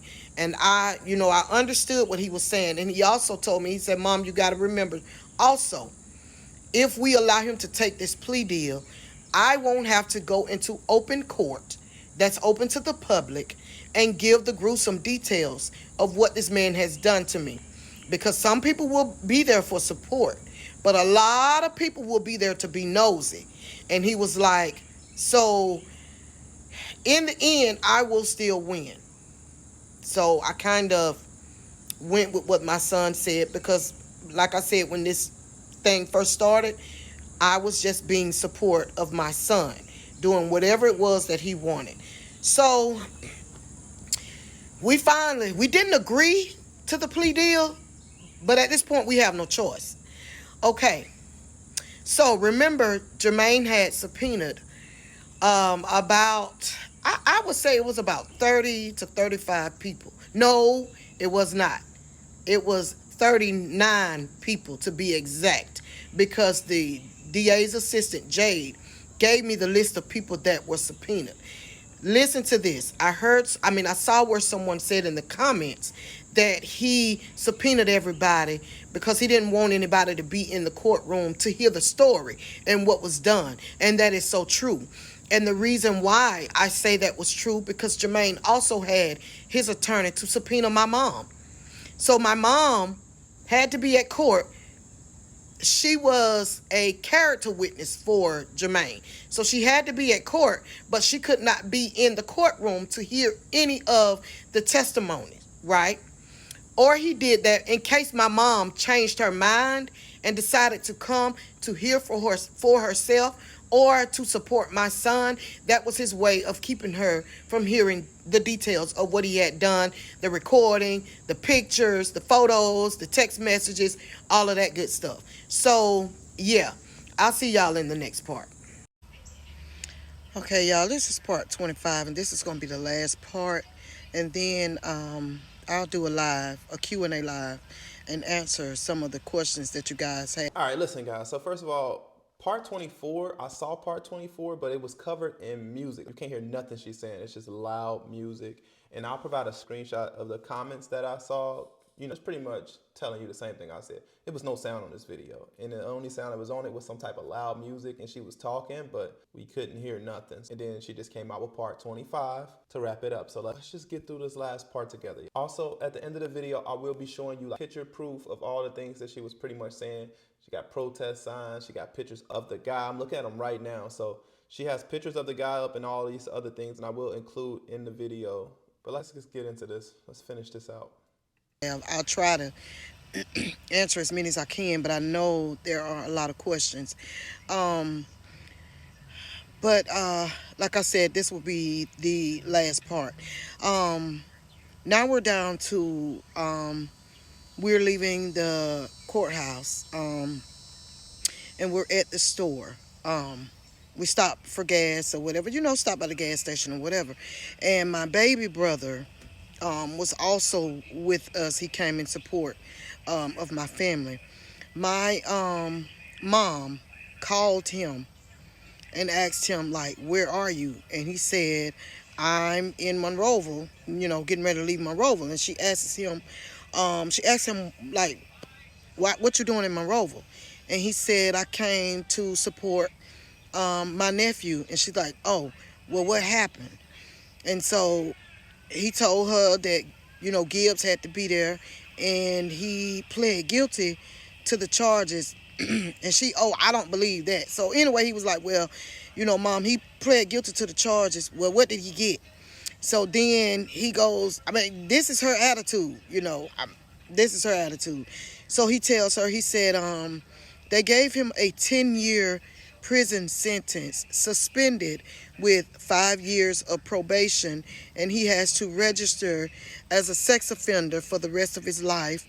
He cannot be around 2,000 feet within a school or a daycare, and he can't be around kids, unsupervised or whatever. So just giving her the rundown.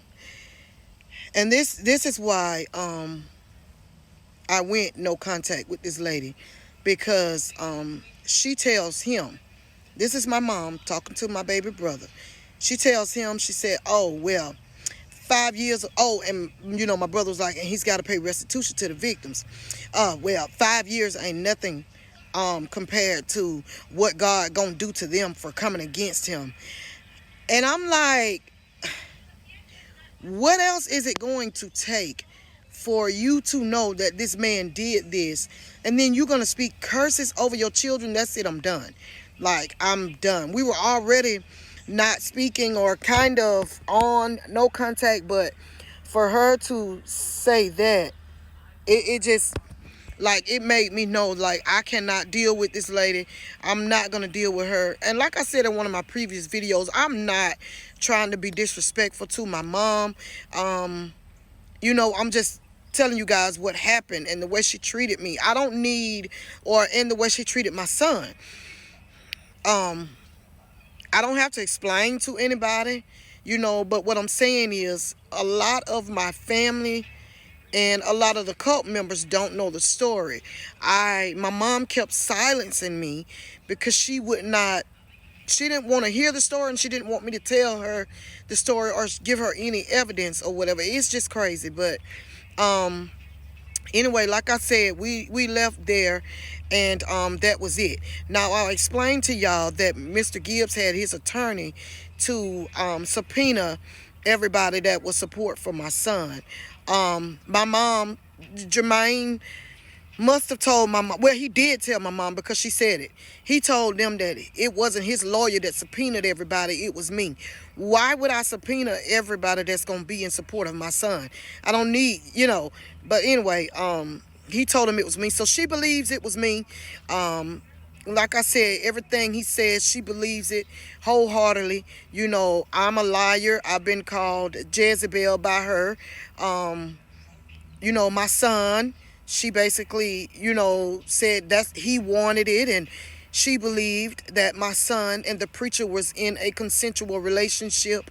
Mind you, my son is 15 years old when the abuse started, and this man was in his 40s, And, I tried to explain to her, okay, what if they were? He was still the adult in the situation. I'm not,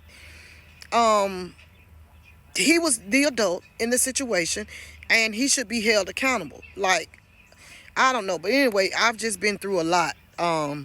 With her and my sister or whatever. I did go no contact after that, had not spoken to her. This was in 2023 when she spoke the curse over my family. Now, I don't rejoice in anybody's downfall. I have said that I want nothing else to do with my mom, but I wish that she prosper even as her soul prospers.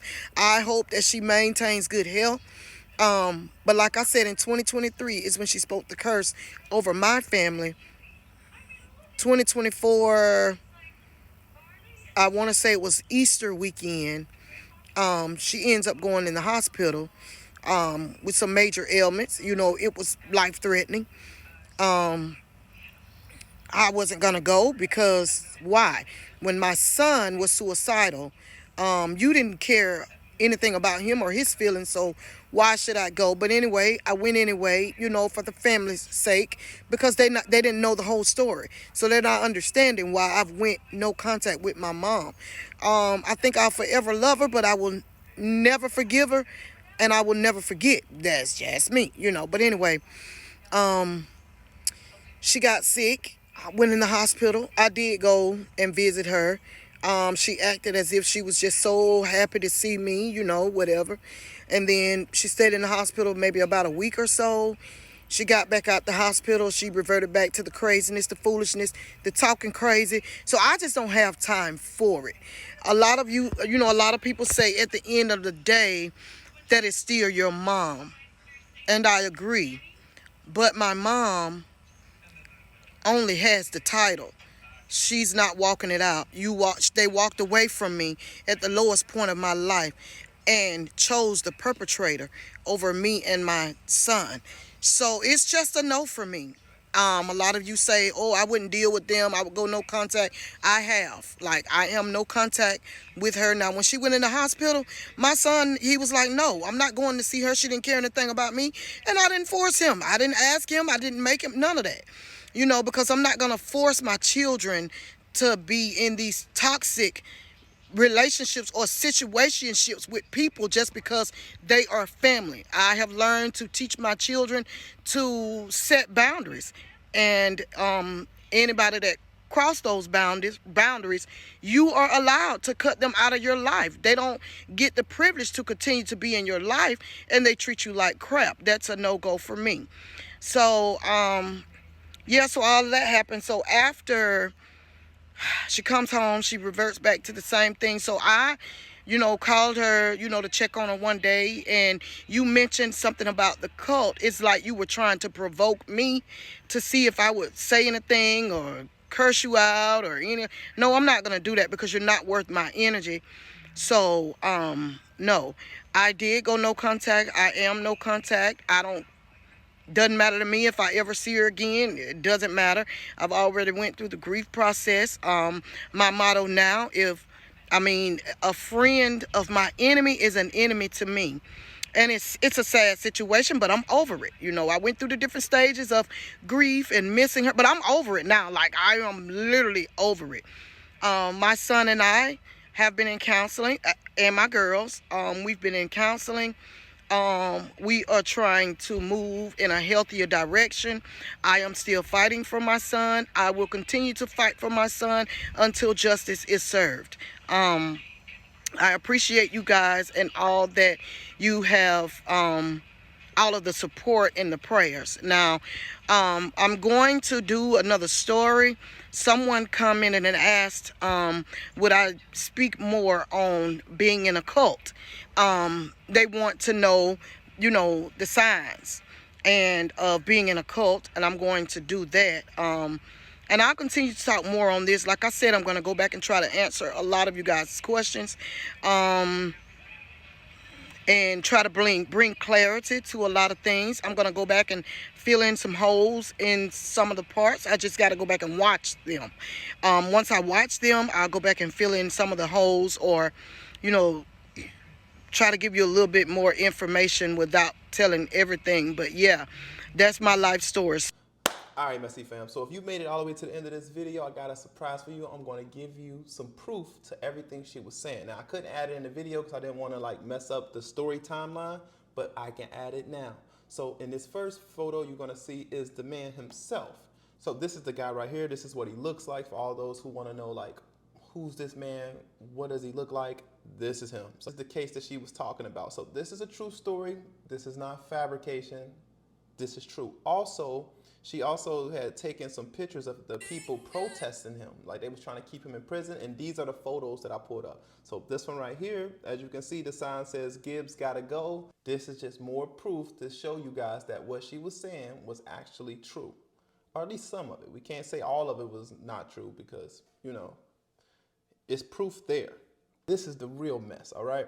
She actually screen recorded her having a conversation with him and gave it to us. Check this out. Told her all this stuff. BJ lied, and why he waits so long to tell it, and you better quit believing everything them children say, all this kind of stuff. And I'm like, wait a minute, Isabel, I'm trying to tell her. We done had a meeting, we done left this stuff at the church. Can y'all hear? This mess is everywhere. They got it everywhere. You gonna have to tell these people what's going on. You gonna have to tell these people the truth. I refuse to go down for something I did not do. I ain't did nothing wrong. I didn't ask for this. Yeah. Oh my God. Lord have mercy. Yeah, just. I thought we had left everything alone. And I was just starting to get a little better. Me too. I'm thinking everything left alone. We just gonna move on. These people ain't gonna let this go. Do you understand? I talk to Mama every single day. Mama, I ain't talked to Mama since we had that meeting Tuesday night. Mama is highly upset with me. That's what I'm saying. That's why I was telling you. You got to tell these people the truth, Pastor Gill. You got to tell them. I know you don't want to. I know it's hard for you. I know, but you got to tell these people the truth. You got to. Oh, wow. Jesus Christ. Okay, we gonna deal with it. Oh my God, Lord, in the name of Jesus. You gonna have to, cause I'm not gonna sit back and let all these folk come against my child like that and call him a liar.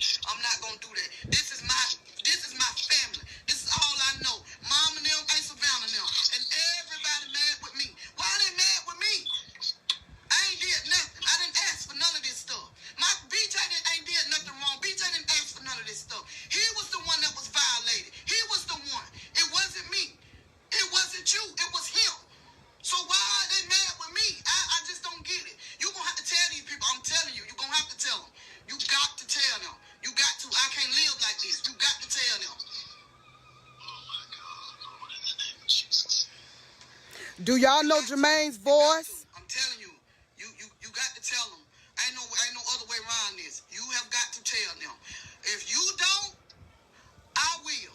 And the way I tell them, it ain't gonna be nice. I'm telling you. And that is not a threat. I'm not trying to threaten you. I'm not trying to blackmail you or none of that. I want these people off my back. I want these people off my son back. That's what I want. Yeah, I just wish everybody would leave it alone, because it came to me that somebody sort of been recording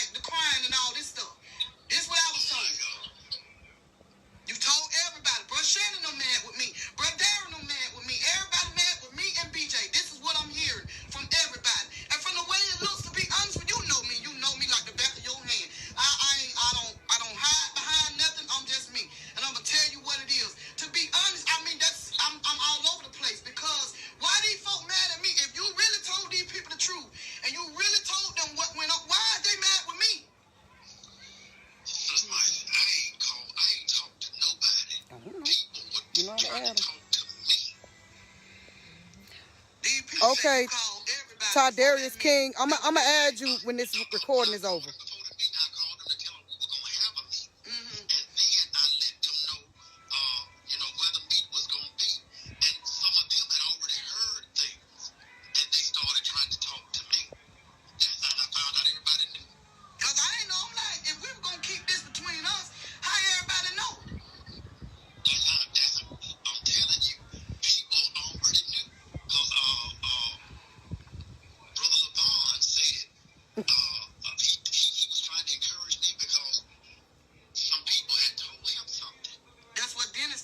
Y'all, this man is a liar. But if BJ ain't told nobody, and I done kept it in my house, I hadn't even told my husband. He said, air him not on. I ain't told nobody but my daughter, and I didn't tell her everything. I told my daughter, and I told my wife. Now, my wife knows about everything. I told her about the recording. When I heard about it, she knew about the text. My wife knows everything. But if he did that. But how did your wife know about a recording that you just asked me? Did it exist? That's why I had said that I was, when we said we were leaving there, I left it there. I ain't talking to nobody. Like I said, I've been barricaded. I've been somewhere trying to find somewhere to get me some spiritual strength. These folks got a whole mess going on. And it ain't no way I could sit back. If it was your child, you know you wouldn't let nobody sit back and run your child in the ground like that. For these people to still be calling my son a liar, there's some lying going on somewhere. Somebody ain't telling everything, or somebody going back and forth, lying. I don't know what's going on. That's what's going on. Somebody going between all of us must be. That's what they got to be. Because I ain't told nobody. Because, bitch, my son is embarrassed. He did not want this to get out. And I didn't. Did y'all hear that? That's what I'm saying. That's why I thought we were leaving it alone. But you did, man. It's the biggest mess. I'm telling you. And I don't know. You gonna have to come up with something. You gonna have to fix this. I don't know how this gonna get fixed, but you gonna have to fix this. These folk gonna have to know this boy ain't lying on you. These folk gonna have to know BJ ain't lying. These folk gonna have to know I ain't did nothing. The only thing I did was support my son. Been a parent, a mother to my child. I even kept this mess hid from my husband for the sake of everybody else, because everybody said don't tell him. Yeah. So I'm fighting two battles. I know. Oh my God. Lord have mercy, Jesus. We got to fix it. I don't know how, but we got to I don't know who he think he playing with, but I am not the one. I thought it was there. I was going to leave it there. I promised to God I would. You can ask BJ. I lied to him and told him you came out and said it when I knew that you did not. But I did that so he would feel okay and we could let it go. Yeah, and that's what I thought we were doing. That's why I ain't done nothing. Oh, Jesus. I ain't done nothing. I ain't went nowhere. Me either. I ain't talked to nobody. I ain't nothing. I talked to my daughter the day she called me, which was Wednesday. She called me the day she left work. I talked to her then. Now, when Adrian hear this, she gonna know he lying. Yesterday, because I had sent her some money. Like she asked me to. I sent her the text to let her know that I had put the money in her account. She texted me right back after I texted her. That's why I texted her. I said, you didn't go to work. And she said, Rambling. Just rambling. yesterday. Other than that, I ain't been doing nothing. Well, and there we have it. Just like she said, it matches up. He said he did not tell his daughter everything. He told her that it happened, but it didn't happen from him. That's the everything he did not tell her. Plus, you just got audio proof that this man has even admitted that it's another tape out there of him admitting it, right? Also, we got him on the video pretty much saying everything she said. Now listen, all of you guys owe this lady an apology. Because before all these parts came out, this was the last part that she put out. Because y'all was making her feel like she was lying the whole time and that she just doing it for monetary gains. But in reality, this is real trauma that really happened to this woman. She's not playing about her son. And that's how you're supposed to come about your child. This story is very sad. And if you are in similar situations like this, it's time to speak up. This is the year of truth, all right? It's time to speak up. Don't be afraid. Put yourself out there just like her son did. At the end of the day, it is your story to tell. Hopefully I can catch some more stories like this so I can help you guys push your stories out there further. But that's all I got for you guys today. I hope you liked the video. Don't forget to like, comment, subscribe. Let me know if you made it all the way to the end of this video. Peace.